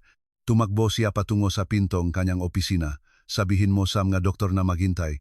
Ililipat ko siya sa pribado kong klinika ngayon din. Wala nang oras para sa paglipat.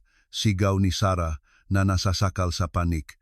Nakaintubate na siya pero hindi gumagana ng maayos ang ventilator ng ospital na ito. Kailangan niyang pulmofex, intravenous, isang shock dose ngayon din o titigil sa pagtanggap ng oksigen ang utak niya sa lupkang 12 minuto. Wala silang gamot na iyon dito. Masyadong mahal para sa isang pampublikong ospital. Nanigas si Rico sa pasilyo ne kanyang villa. Pulmovex ang sarili niyang gamot. Ang gamot na ipinagutos niyang gawin at itaas ang presyo. Ang kanyang anak ay nag-agaw buhay dahil nasasakal dahil hindi kayang bayaran ng isang mahirap na ospital ang presyong itinakda ng amang bata. Ang kabalintunaan ay isang malupit at nakamamatay na pisikal na pagpapahirap. Makinig ka sa akin, Sarah. Isipin mong nakatingin ka sa mata ko. Hindi mamamatay si Ricky ngayong araw. Narinig mo, papunta na ako diyan dala ang nga pesteng ampul na iyon. Sabihin mo sa mga doktor na panatilihing buhay siya gamit ang CPR kung kinakailangan. Darating ako bago matapos ang 12 minuto. Pinutol ni Rico ang tawak ng hindi naghihintaying sagot. Tumakbo siya sa mga marmol na pasilyong kanyang bahay na parang sinasapian. Nilundak ang nga baitangang hagdanan patungo sa rooftop. Pinindot niya ang intercom sa kanyang satellite watch. Marco, kanselahin mo ang medical team. Sabihin mo sa piloto na paandarin ang makina ng helicopter ngayon. Opo, sir. Handa na ang helicopter, pero ang airspace, kalimutan mo ang airspace. Tawagan mo ang Central Laboratory and Kumpanya sa Pulong Lupa Industrial Park. Utusan mo silang magdalang 3 kahon ng purong intravenous pulmofex sa helipad. Lalapag tayo, kukunin ang mafial at lilipad direkta sa rooftop ng Talavera Public Hospital. May 2 segundong katahimikan sa linya. Isang katahimikang parang isang nakamamatay na kawalang hanggan para kay Rico. Sir, may malubhang problema, sagot ni Marco. Ang boses ng dating intelligence officer na karaniwang kalmado ay puno na ngayon ng tensyon. Walang problema ngayong araw, Marco. Nagaagaw buhay ang anak ko. Utusan mo ang laboratorio na ilabas ang gamot. Hindi ko po magagawa, sir. At hindi niyo rin po magagawa. Itinulak ni Rico ang mabigat na bakal na pinto patungo sa rooftop. Ang malakas na hangin mula sa elising helicopter ay tumama sa kanyang mukha. Ngunit ang magasalita, NG kanyang hepe, NG Seguridad, ay nagpatihil sa kanya sa may pinto. Anong sinasabi mo, Marco? Ako ang presidente, NG kumpanyang ito. Hindi na po, sir, sagot ni Marco sa hidna eneng ingay eneng turbine. Mas mabilis kumilos ang maabogado ng pamilyang Santillan kaysa sa inaasahan natin. Kakakuha lang nila ang isang temporary restraining order mula sa korte dahil i-freeze niyo ang mga joint assets. Nang walang utos ng korte, nagtagumpay si Isabelle na kumbinsihin ang hukom na kayo ay may mental breakdown at sinusubukang isabotahe ang merger. Kumabok ang puso ni Rico na may lakas na nagbabantang wasakin ang kanyang matadiyang. Ano ang ibig sabihin niyan sa simpleng salita, Marco? Magsalita ka. Ibig sabihin na freeze na pong hukom ang lahat ng inyong access credentials, sir. Ang mga pinto, NG Central Laboratory, ay kakalock lang electronically. Ang magwardiya sa pulong lupa ay may legal na utos na huwag kayong payagang pumasok, ako o kahit ang helicopter. Ang high-level specialist inventory, kasama ang Pulmovex, ay nasa ilalim ng legal na lock. Kung lalapak tayo doon at susubukang kumuhang kahit isang ampul, may utos ang magwardiya na barilin tayo. Tinitigan ni Rico ang makintap na itim na helicopter na naghihintay sa kanya. Ang kanyang pera, ang kanyang kapangyarihan, ang kanyang mga koneksyon, lahat ay naglaho sa hangin eksakto sa sandaling nakasalalay dito ang buhay ng kanyang anak. Perpektong natrap siya ni Isabel. Hindi lang siya wawasakin nito sa pinansyal, hahayaan niyang mamatay ang kanyang anak habang nakatingin siya mula sa labas ng sarili niyang laboratorio. Ang oras ay tumatakbo. 13 minuto. Nangalit ang mangipin ni Rico. Naramdaman ang lasa ang dugo sa kanyang bibig. Sabihin mo sa piloto na lumipat, Marco. Sir, babalaan ko po kayo. Kung lalapak tayo sa laboratorio, huhulihin tayo bago pa man natin mahawakan ang fault.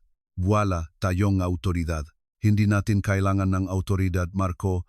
Ungol ni Rico habang naglalakad patungo sa helikopter sa gitna ng bagyong hangin na may tingin ng isang lalaking wala ng anumang kayang ipaglaban.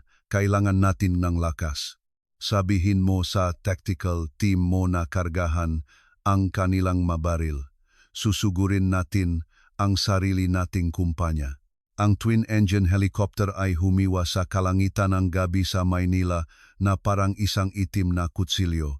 Sa ibaba, ang mailaw ng lungsod ay naging isang dagat ng neon at anino. Ngunit, hindi tumitingin si Rico sa labas ng bintana. Ang kanyang mga mata ay nakapako sa chronograph ng kanyang relo, 9 na minuto. Iyon ang natitirang oras para sa utak ni Ricky bago magdulot ng hindi na may babalik na pinsala o, mas malala, kamatayan ang kakulangan ng oksigen, 9 na sinumpaang minuto. Mas mabilis. Umungol si Rico sa headset. Ang kanyang boses ay nakikipagkumpitensya sa nakakabinging ugong ng maturbine.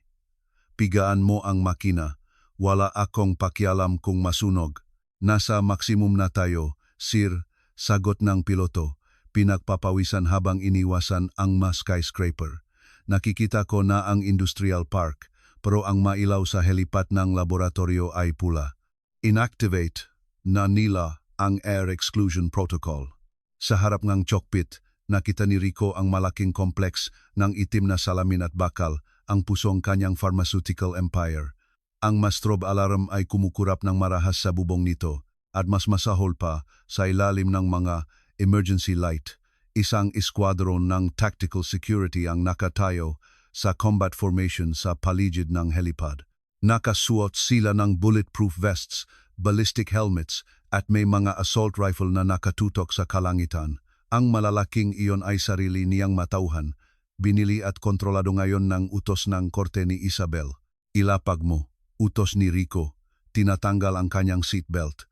"Sir, may autorisasyon ba silang bumaril kung dumapo tayo?" Sigaw ang piloto sa takot. Si Marco, na nakaupo sa likod ni Rico, ay kinasa ang kanyang machine gun na may nakamamatay na tunok metal. Ginawa rin ng kanyang 4 na elite na tauhan ang pareho sa perpektong sabay-sabay. Walang gagalaw sa taong ito. Utos ni Marco na may nakakatakot na kalamigan. Kung sinabi niyang iligtas ang bata, ililigtas niyo ang bata o magiging katayan ang lugar na ito.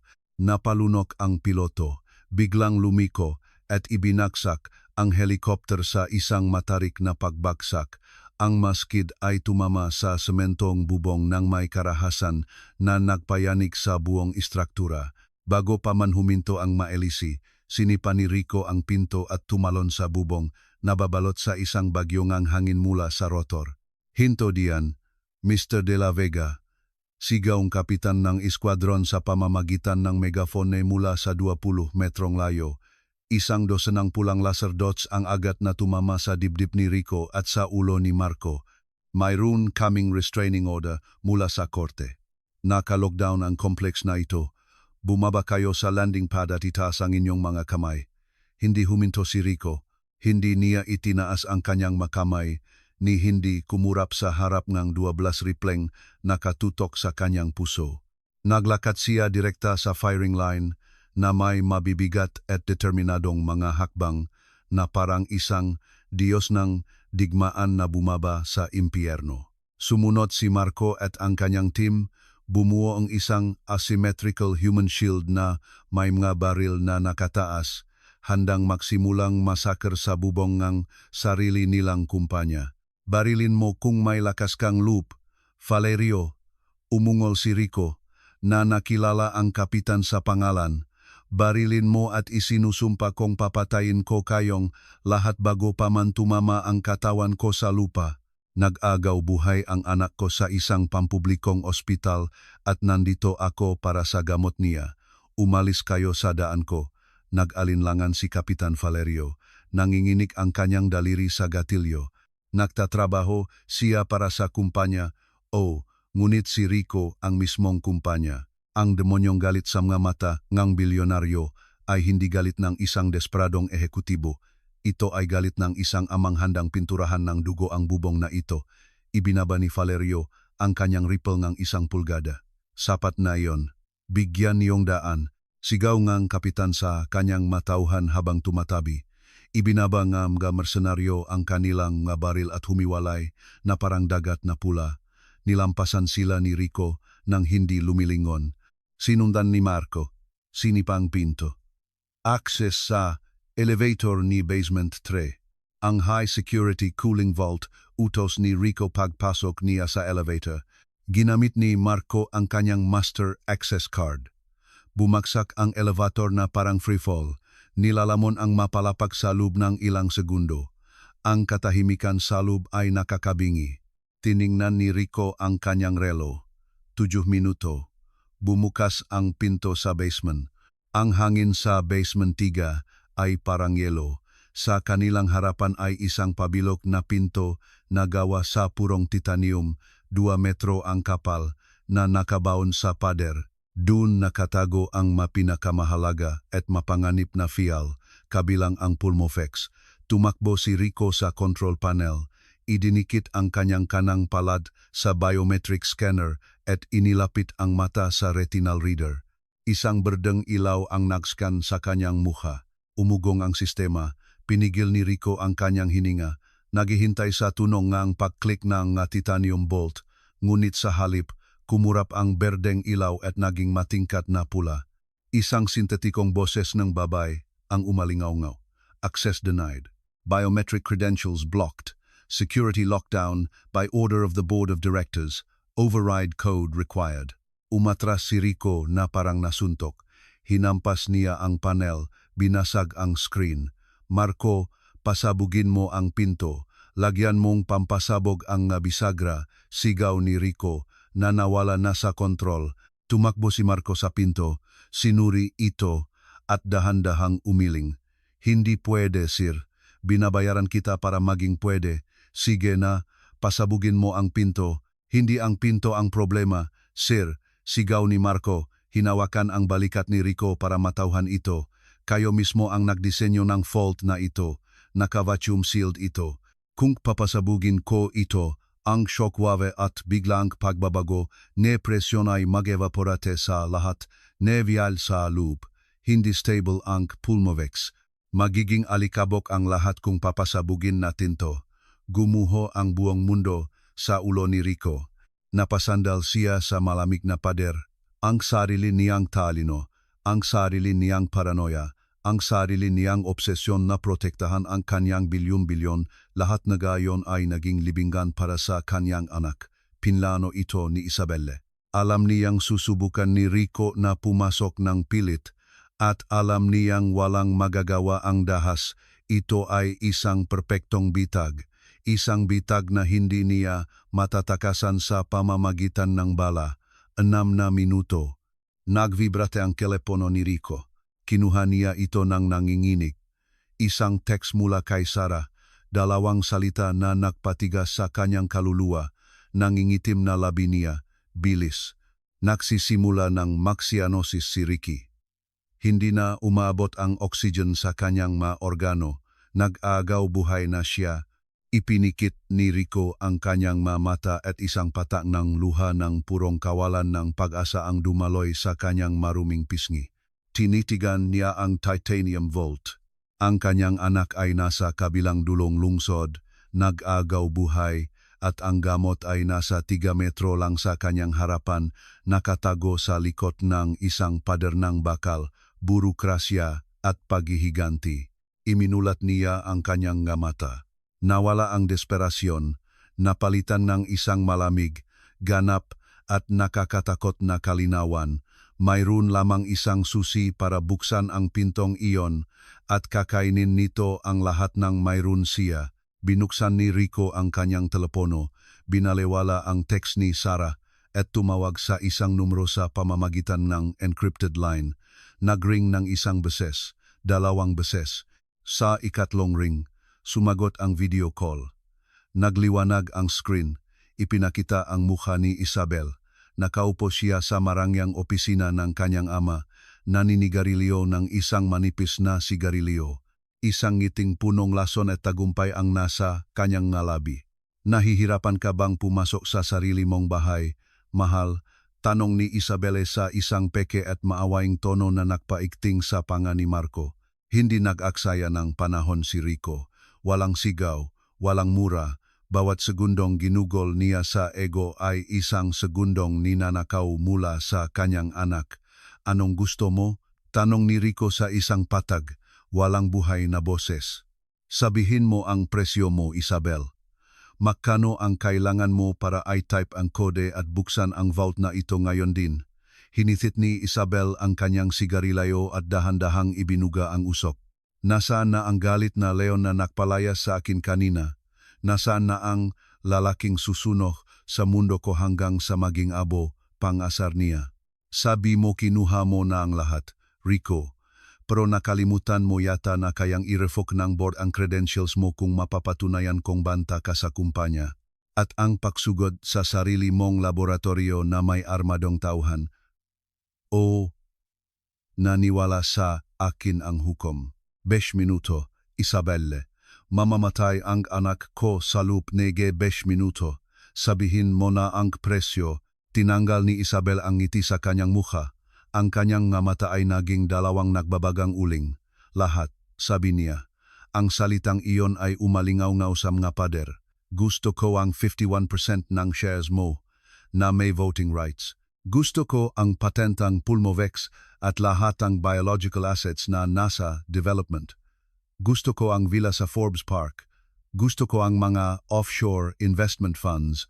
At gusto ko ang pirma mo sa isang total resignation letter bilang CEO na ibinibigay ang buong kontrol sa aking pamilya magpakailanman. Narinig ni Marco ang mga kahilingan at lumapit. Sir, huwag niyong gawin yan. Bulong niya na nilabag ang chain of command. Financial suicide yan. Ang net worth niyo ay igit sa 300 bilyon. Iwanan kayo niyan sa kalsada. Hindi niyo na kayang magbayad kahit para sa gasolina ng helicopter pauwi. Itinaas ni Rico ang isang kamay, pinatahimik si Marco. Ang kanyang mamata ay hindi umalis sa screen. Ipadala mo ang digital contract, utos ni Rico, hindi nanginginig ang boses. Nagdaas no kilay si Isabel, totuong nagula. Walang pagtutol o pakikipagtawaran. Inihanda na ito nga abogado ko, sabi niya, pinipindot ang isang button. Nasa inbox mo na. Isang smart contract. Kapag navalidate ng sistema ang iyong biometric signature, automatikong malilipat ang masyares at ilalabas ang kodeng vault. Nagbip ang telepono ni Rico. Binuksan niya ang email. Daan-daang pahinang legal jargon na idinisenyo para kunin ang bawat sentimong kinita, ninakaw o itinayo niya sa loob ng 20 taon, ang kanyang buong buhay, ang kanyang estado, ang kanyang kapangyarihan, lahat ay naging isang PDF document na lang. Idinikit niya ang kanyang hinlalaki sa scanner ng telepono. Sa isang iglap, nag-alinlangan siya. Naalala niya ang board meeting, ang pagalang politiko, ang private jet, at ang koronang isinuot niya mula nang mamatay ang kanyang ama. At pagkatapos ay naalala niya ang maliit na bahay na yero. Naalala niya ang maliliit na mata ni Ricky na nakatingin sa kanya sa dilim, umuubo, dumudura ng dugo. Naalala niya si Sarah na nakaluhod, nahuhugas ng basura. Idinin ni Rico ang kanyang hinlalak sa screen, navalidate ang pirma. Transfer komplete, ang tunog notifikasyon mula sa computer ni Isabelle. Kakabigay lang ni Rico ang lopsyoms to bilyon sa loob ng 3 segundo. Binasak niya ang sarili. Nice doing business with you, Rico.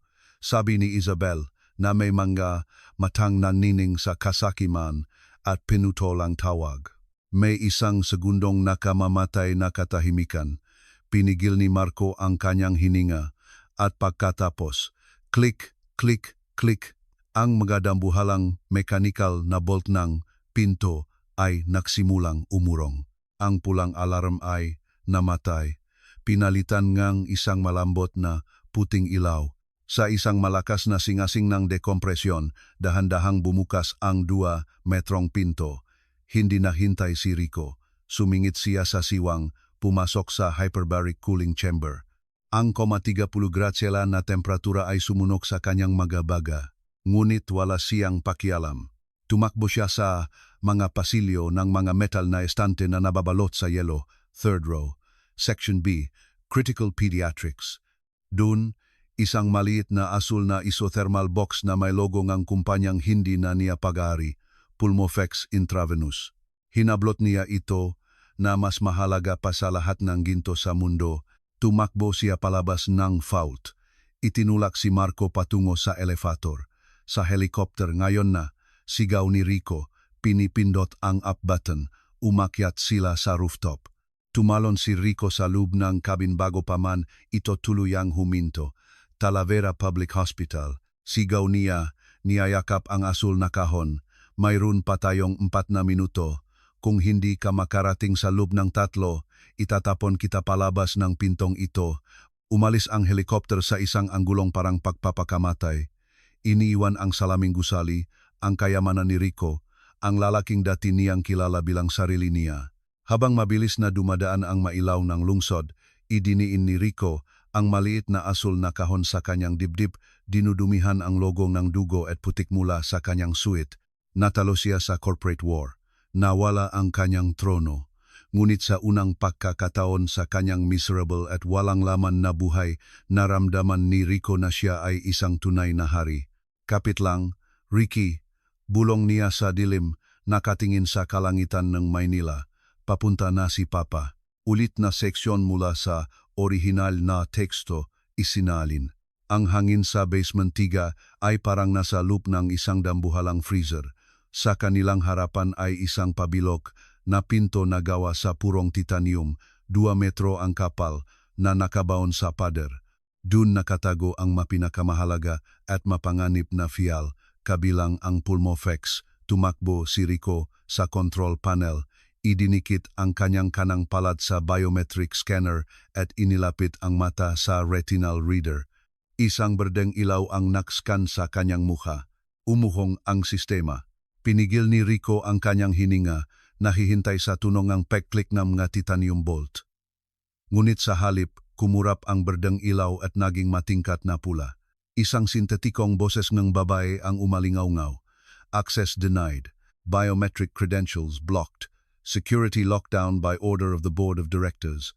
Override code required. Umatras si Rico na parang nasuntok. Hinampas niya ang panel, binasag ang screen. Marco, pasabugin mo ang pinto. Lagyan mo ngang pampasabog ang mabisagra, sigaw ni Rico na nawala na sa kontrol. Tumakbo si Marco sa pinto, sinuri ito at dahan-dahang umiling. Hindi pwede, sir. Binabayaran kita para maging pwede. Sige na, pasabugin mo ang pinto. Hindi ang pinto ang problema, sir, sigaw ni Marco.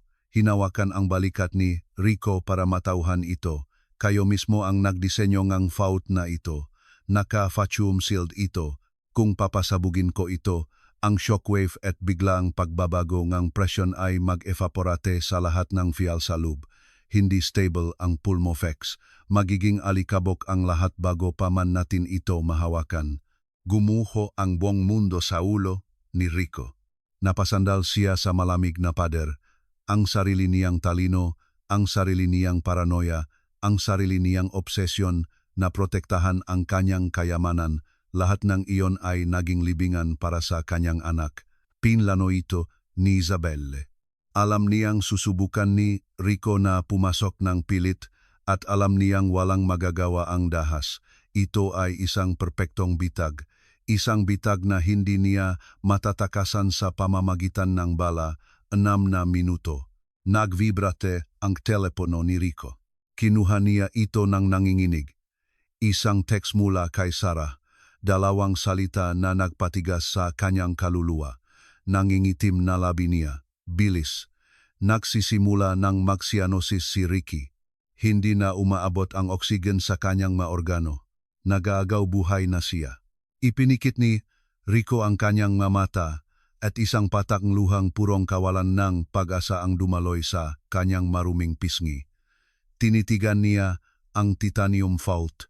Ang kanyang anak ay nasa kabilang dulong lungsod, nag-aagaw buhay at ang gamot ay nasa 3 metro lang sa kanyang harapan, nakatago sa likod ng isang pader ng bakal, burokrasya at paghihiganti. Iminulat niya ang kanyang mamata. Nawala ang desperasyon, napalitan ngang isang malamig ganap at nakakatakot na kalinawan. Mayroon lamang isang susi para buksan ang pintong iyon at ang presyo nito ay ang lahat ng mayroon siya at itinayo niya. Binuksan ni Rico ang kanyang telepono, binalewala ang text ni Sarah at tumawag sa isang numero sa pamamagitan ng encrypted line. Nagring ng 1 beses, 2 beses. Sa ikatlong ring, sumagot ang video call at nagliwanag ang screen. Ipinakita ang mukha ni Isabel. Nakaupo siya sa marangyang opisina ng kanyang ama, naninigarilyo ngang isang manipis na sigarilyo habang nakatingin sa kamera na may isang ngiting tila matagal nang inihanda. Isang ngiting punong lason at tagumpay ang nasa kanyang malabi na nakpaikting sa panga ni Marco. Nahihirapan ka bang pumasok sa sarili mong bahay, mahal? Tanong ni Isabel sa isang peka at maawaing tono na mas nakakainsulto pa sa anumang mura. Hindi nag-aksaya ng panahon si Rico. Walang sigaw, walang mura. Bawat segundong ginugol niya sa ego ay isang segundong ninanakaw mula sa bagang kanyang anak. Anong gusto mo? Tanong ni Rico sa isang pata, walang buhay na boses na parang lupa sa libingan. Sabihin mo ang presyo mo, Isabelle. Magkano? Ano ang kailangan mo para i-type ang code at buksan ang vault na ito ngayon din? Hinitit ni Isabel ang kanyang sigarilyo at dahan-dahang ibinuga ang usok. Nasaan na ang galit na leon na nagpalayas sa akin kanina? Nasaan na ang lalaking nangakong susunugin ang mundo ko hanggang sa maging abo? Pang-asar niya. Sabi mo kinuha mo na ang lahat sa akin, Rico, pero nakalimutan mo yata na kayang i-revoke ng Board of Directors ang lahat ng security credentials mo. Sa sandaling mapatunayan kong banta ka sa kumpanya, at ang pagsugod sa sarili mong laboratorio na may armadong tauhan ay sapat na para kumbinsihin ang hukom. 5 minuto. Isabel, mamamatay ang anak ko sa loop nga. 5 minuto. Sabihin mo na ang presyo. Tinanggal ni Isabel ang ngiti sa kanyang mukha. Ang kanyang mamata ay naging dalawang nagbabagang uling ng kasakiman. Ang mga salita niya ay umalingaw-ngaw sa mga pader na parang may sariling bigat. Gusto ko ang 51% ang shares mo na may voting rights. Gusto ko ang patent ang Pulmovex at lahat ang biological assets na nasa development. Gusto ko ang villa sa Forbes Park. Gusto ko ang lahat ng offshore investment funds. At gusto ko ang pirma mo sa isang total resignation letter bilang CEO na ibinibigay ang buong control sa aking pamilya magpakailanman. Narinig ni Marco ang mga kahilingan at lumapit. Hindi na may tago ang alarma. Sir, huwag niyong gawin yan, bulong hepeng seguridad na nilabag ang chain of command sa unang pagkakataon sa kanyang buhay. Financial suicide yan. Ang net worth niyo ay higit sa 800 bilyon. Iwanan kayo niyan sa kalsada na walang-wala. Hindi niyo na kayang magbayad kahit para sa gasolina ng helicopter pawi. Itinaas ni Rico ang isang kamay, pinatahimik si Marco na parang pinatay ang isang tunok. Ang kanyang nga mata ay hindi gumalaw mula sa screen. Ipadala mo ang digital contract. Utos ni Rico, hindi nanginginig ang boses. Naktaas ng kilay si Isabel, totoong nagulat sa unang pagkakataon dahil walang anumang pagtutol o pakikipagtawaran. Inihanda na ito ngam nga abogado ko kanina pa, sabi niya. Pinipindot ang isang button sa kanyang computer na may mga daliring hindi na makapagintay. Nasa inbox mo na isang smart contract. Kapag navalidate ng sistema ang iyong biometric signature, automatikong malilipat ang gashares at bubukas ang code and vault. Nagbeep ang telepono ni Rizzo. Binuksan niya ang email. Daanda-ang pahinang legal jargon na idinisenyo para kunin ang bawat sentimong kinita, inagaw, o itinayo niya sa loop ng 20 taon. Ang kanyang buong buhay, ang kanyang estado, ang kanyang kapangyarihan sa buhay at kamatayan ng milyon-milyong tao, lahat ay naging isang malamig na PDF document. Idinikit niya ang kanyang hinlalaki sa scanner ng telepono. Sa isang iglap, nag-alinlangan siya. Naalala ang mga board meeting, ang paggalang ng mga politiko, ang mga private jet, at ang koronang isinuot niya mula noong libing ang kanyang ama. At pagkatapos ay naalala niya ang maliit na bahay na yero sa gilid ng komunidad. Naalala niya ang maliliit na mata ni Ricky na nakatingin sa kanya sa dilim, umuubo habang nanginginig ang maliit niyang katawan. Naalala niya si Sarah na nakaluhod sa lupa, na huhugas ng basurang medikal na may nanginginig na mga kamay. Idiniin ni Rico ang kanyang hinlalaki sa screen na validata ang pirma ng walang pag-alinlangan. Transfer komplete.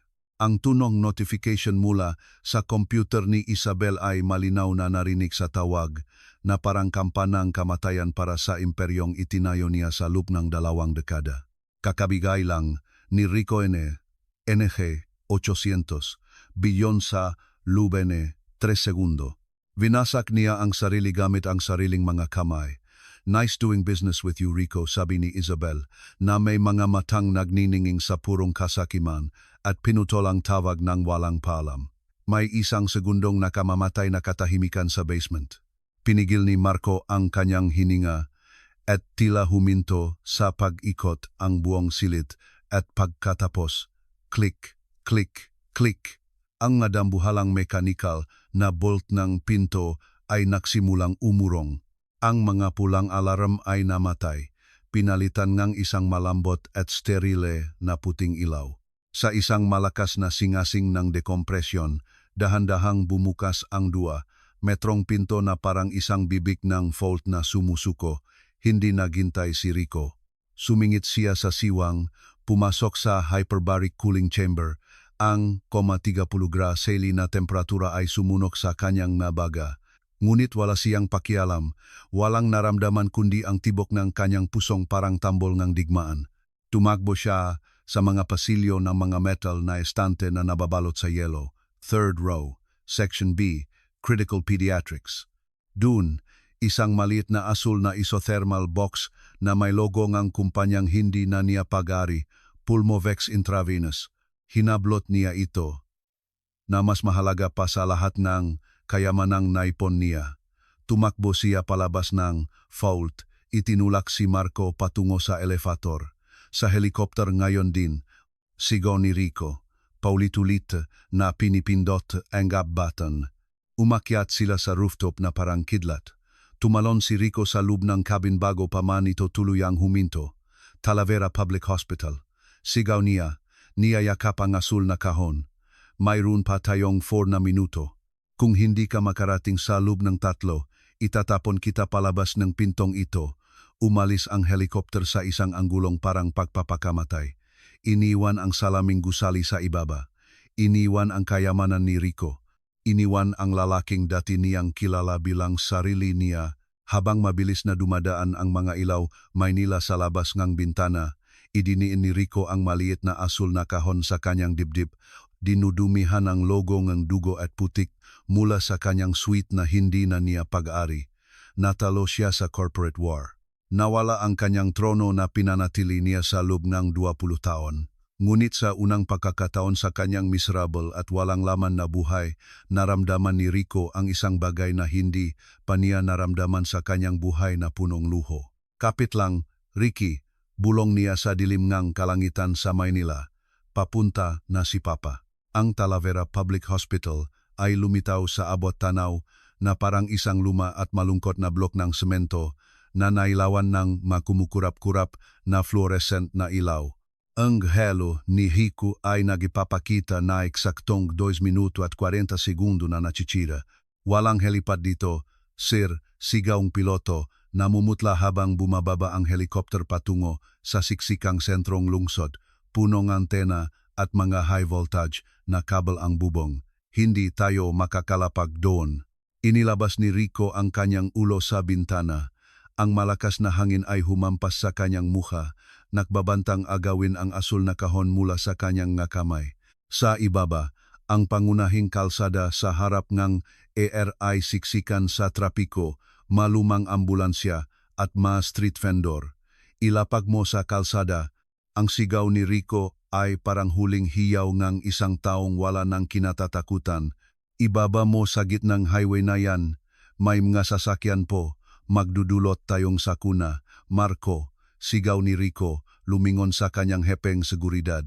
Hindi naktanong si Marco. Inilabas niya ang kanyang ulo sa pintong helikopter, itinaas ang kanyang assault rifle at nagpaputok ng 3 beses sa hangin na sinundan ng nakakabinging sirena ng emergency ng sasakyang panghimpapawid.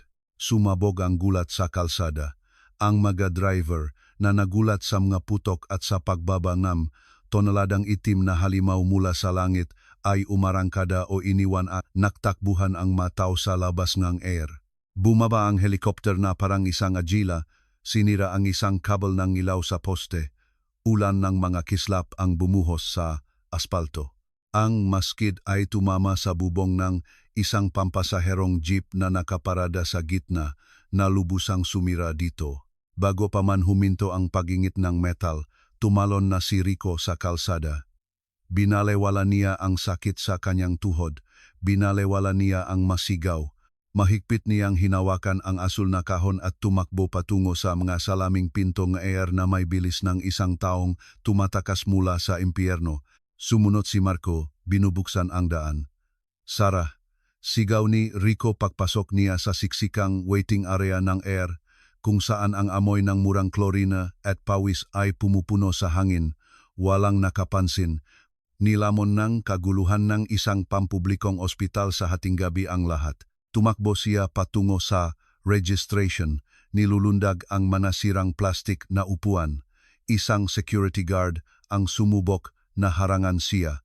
Hoy, hindi ka pwedeng pumasok, hinawakan ni Marco ang Coelho and Guard at ibinagsak ito sa pader ng hindi humihinto. Sinipa ni Rico ang swing door ng trauma zone. Ang pasilyo ay puno ng duguang stretcher at tumatakbong doktor at pagkatapos ay nakita niya si Sarah, nakaluhod sa maruming sahig sa labas ng cubicle number 2. tinatakpan ang kanyang mukha. Ang kanyang katawan ay gumagalaw pabalik-balik, humahagulgol ng napaka-primitibo at nakakadurog ng puso na nakpatigas sa dugo sa mga ugat. Iyon ang tuno ng isang inang kapupunit lang ng kaluluwa. Hindi, Ricky, parang awa mo na. Hindi, hinahampas niya ang sahig. Tumigil ang puso ni Rico. Ang kanyang relo ay nagpapakitang 0. Ibinagsak niya ang kanyang katawan sa pinto ng cubicle at pumasok na parang bagyo.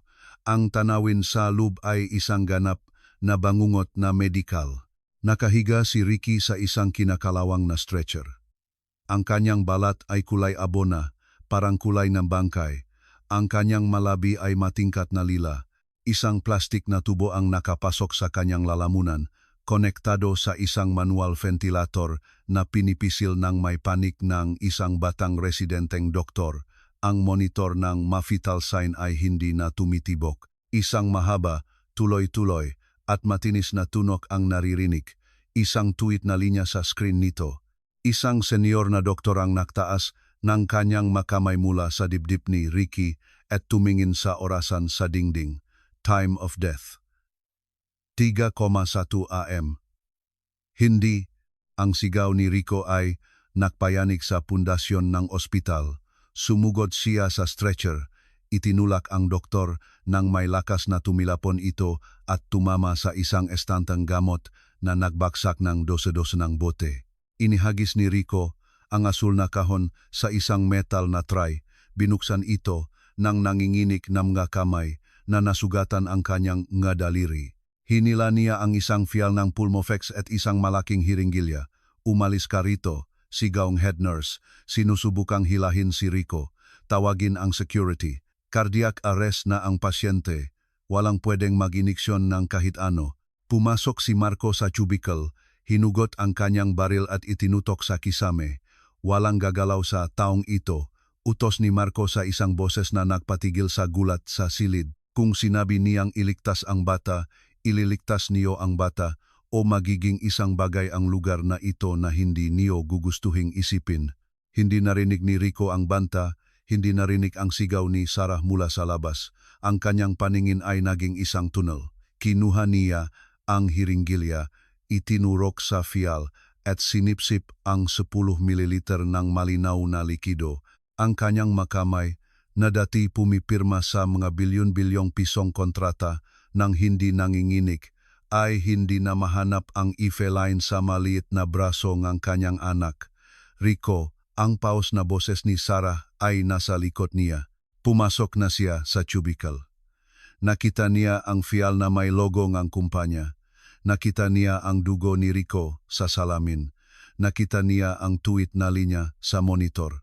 Ang instinct ng isang ina at ang husay ng pinakamagaling na nurse na nagtrabaho sa street. Michaels ay biglang bumangon mula sa likod ng nakakaparalisang takot. Lumapit si Sarah, marahang itinabi ang kamay ni Rico at kinuha ang hiringgilya. Hindi siya nag-alinlangan. Itinurok niya ang karayom direkta sa central passport sa lig ni Ricky at itinulak ang piston hanggang sa dulo. Nawala ang nagliligtas buhay na likido sa daluyan ng dugong bata. CPR. Utos ni Sarah na may robotic na kalamigan, nakatingin sa residenteng doktor. Gawin mo ang CPR ngayon para dumaloy ang gamot sa buong katawan. Kumilos ang batang doktor, inilagay ang 2 daliri sa dibdib ni Ricky at nagsimulang magpump. 1, 2, 3, 4. Umatras si Rico, napasandal sa malamig na pader, pakiramdam na hindi na siya kayang suportahan ng kanyang mabinti. Hindi siya makahinga. Bawat segundo ay isang walang hanggang pagpapahirap. Tinitigan niya ang tuwid na berdeng linya sa monitor. Nagmamakaawa sa Diyos na matagal na niyang kinalimutan. 10 segundo, walang nangyari.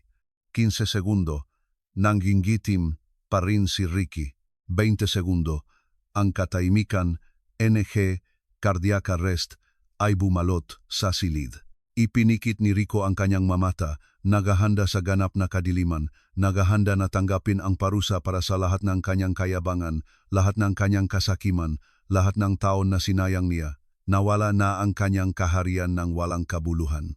Huli na siyang dumating, At pagkatapos, beep, iminulat ni Rico ang kanyang mamata. Beep, beep. Ang tuwid na linya sa monitor ay umarko, bumuong isang maliit at mahalagang berdeng alon, pagkatapos isa pa, at isa pa, biglang umangat ang dibdib ni Ricky na parang may kidlat na dumaan sa kanyang gulugod. Ang kanyang malilit na mata ay nanlaki, namumula, naghahanap ng hangin na may desperasyon. Tinanggal ng doktor ang tubo mula sa kanyang lalamunan. Agad na huminga si Ricky, isang tunog na basa, malalim, paos, at nanginginig. Ang pinakamagandang tunog na narinig ni Rico sa kanyang 48 taon ng buhay. Umubo ng malakas ang bata, naglabas ng likido sa damit ni Sarah, at pagkatapos ay bumuhos ang isang malakas, malinaw, at puno ng oxygen na iyak. Nawala ang pangingitim sa kanyang balat, napalitan ng isang mainit at buhay na kulay rosas. Bumaksak si Sarah sa dibdib ng kanyang anak, niyakap ito ng may proteksyon na lakas, isinupsop ang kanyang mukha sa lik ni Ricky habang humahagulgol. Ngunit sa pagkakataong ito, ang iyak ay isang sigaw ganap at purong pasasalamat. Ang mga doktor nga Talavera ay nakatinginan, hindi makapaniwala. Nakasaksi sila na isang medikal na himala na dala na isang gamot na hindi kailanman dumaan sa kanilang mga kamay. Unti-unting napaupo si Rico sa maruming saig ng iyar. Ang lalaking may-ari ngang 8,800 bilyon, ang haringang salamin, ay itinago ang kanyang mukha sa pagitan ng kanyang matuhod at nagsimulang umiyak ng tahimik. Nanginginig ang kanyang mabalikat na parang nililindol. Nawala na sa kanya ang Santillan de la Vega Pharma, nawala na ang kanyang kayamanan, ang kanyang fila, ang kanyang corporate future, lahat ng itinuring niyang sarili niya. Ngunit, ang linya sa monitor ay patuloy na tumitibok ng malakas at regular. Hindi mapigilan. Beep, beep, beep. Ngumiti si Rico sa gitna ng kanyang maluha. Hindi pa siya kailanman naging ganito kayaman sa buong buhay niya. Sumikat ang araw sa Maynila na parang isang sunong kulay kahel at lila. 4 na linggo na ang lumipas. Ang pinakamalaking iskandalo sa pananalapi na yumanik sa industriya ang parmasyutiko ay patuloy na nasa front page ang lahat ng media. Ang Board of Directors ng Santillan de la Vega Pharma na pinamumunuan na ngayon ni Isabel ay natuklasan ang nakalalasong regalo na iniwan ni Rico. O hawak ni Isabel ang buong kontrol. O nasa kanya ang lahat ng paten na gusto niya. Ngunit sinimot ni Rico ang lahat ng pondo sa pananaliksik at pinunit ang lahat ng international contracts bago niya ito isinuko. Hindi isang kaharian ang minana ni Isabel. Minana niya ang isang hungkag na shell na may tambak na bilyon-bilyong pisong utang. Ang stocks ng kumpanya ay bumaksak ng 60% sa loob ng isang linggo. Ang pamilyang Santillan ay nasa bingit ng pinansyal na pagkawasak. Sinasakal ng mga audit mula sa gobyerno dahil sa kasongang panunuhol na inilabas ni Rico sa press. Ngunit para kay Rico, lahat ng iyon ay wala ng halaga. Ang hangin sa itaas na bahagi ng komunidad ay sariwa at malinis. Ang baku-bakong daan ay basa pa. Naglakad si Rico sa matarik na eskinita na dati niyang tinahak sa dilim. Ngayon, hindi na siya nakasuot na mamahaling suot. Nakasuot siya na kupas na maong, ma-work boots at isang plight na cotton shirt na nakatupi ang mangas. Walang mga bodyguard, walang bulletproof na Land Cruiser. Sa isang kamay, dala niya ang isang plastic bag na punong sariwang prutas, karne at mainit na tinapay. Sa kabilang kamay, dala niya ang isang maliit na kahon ng laruang kahoy na blok. Huminto siya sa harap ng bahay sa gilid ng burol. Ang parehong bitak-bitak na pader na blokeng pader, ang parehong kinakalawang na bubong na yero, ngunit ngayon ang bakal na pinto ay hindi na nakakandado. Bukas ito ng maluwag, pinapapasok ang malinis na liwanag ng umaga, sumilip si Rico sa loob. Ang tagilid na mesa ay mayroon ng malinis na mantel. Nakatalikod si Sarah, nagpiprito ng itlog. Nakasuot siya ng simpleng pambahay na damit. Nakalugay ang kanyang buhok. Wala na ang kupas na uniforme, wala na ang dilaw na guwantes, wala na ang bigat ng takot. Sa isang sulok, nakaupo sa sahig si Ricky. Magaling na siya, malaman na muli ang kanyang nga pisngi. Nagniningning ang kanyang nga itim na mata, nakamukha ang kanyang ama. Nakatuon siya sa isang maliit na laruang kotse na kulang ng isang gulong. Ang kanyang pahinga ay malalim, kalmado, at perpekto. Dahan-dahang kumatok si Rico sa bakal na pinto. Lumingon si Sarah. Nakita siyang nakatayo doon ng walang maskara ngang bilyonaryo. Isang maliit, mahiyain, ngunit tapat na ngiti ang lumitaw sa mukha ni Sarah. Ang halit, ang pout, ay unti-unti nang natutuyo. Alam niyang isinuko ni Rico ang kanyang buong mundo para sa buhay ng kanyang anak at hindi niya kayang magpanggap na hindi niya alam. Naroon pa rin ang sakit at aabutin ng mahabang panahon para gumaling. Ngunit ang pader ng yelo ay nabasag na, tumingala si Ricky. Napako ang tingin ng kanyang malalaking mata sa matangkad na lalaki sa pinto. Binitawan niya ang kanyang laruan, tumayo ng mabilis at tumakbo patungo sa pinto. Agad na binitawan ni Rico ang kanyang nga pinamili. Lumuhod siya at binuksan ang kanyang nga braso sa tamang oras. Ang pagbagsak ng maliit na katawan ni Ricky sa kanyang dibdib ay ang pinakamalakas at pinakamapanirang puwersa na naramdaman ni Rico sa buong universo ng kanyang buhay. Ikinulong ang bata ang kanyang maliliit na braso sa lig ng kanyang ama. Isinupsop ang kanyang mukha sa balikat ni Rico at huminga ng may lakas ng isang buhay na bagyo. Ipinikit ni Rico ang kanyang mga mata at isinupsop ang kanyang mukha sa makapal na itim na buhok ni Ricky. Nilanghap niya ang amoy ng murang sabon at purong buhay. Hinila niya ang bata sa kanyang dibdib ng may proteksyon at hindi masisirang lakas. Muling dumaloy ang mga luha. Ngunit sa pagkakataong ito, maluha ito ngang isang lalaking tunay na malaya. "Hello, champion." Bulong ni Rico sa isang buses na basag sa pinakadalisay at pinakamabangis, na pag-ibig na kayang taglayin ng puso ng isang tao. Bahagyang humiwalay si Ricky, tinitigan ang mata ng kanyang ama at ngumiti ng malapat at malinis, walang bakas ng sakit o takot. "Papa, dala mo blocks ni Ricky," sabi ng bata, itinuturo ang kahon sa lupa. Ang salitang papa ay lumutang sa hangin ng simpleng bahay na yero. Hindi ito umalingaw-ngaw sa mga marmol na pasilyo, hindi binikas sa harap ng mga tagapagmana o sa mga marangyang pagpupulong. Binikas ito sa puso ng kahirapan, kung saan sa wakas ay natakpuan ni Rico ang tanging tunay na kayamanan sa kanyang buhay.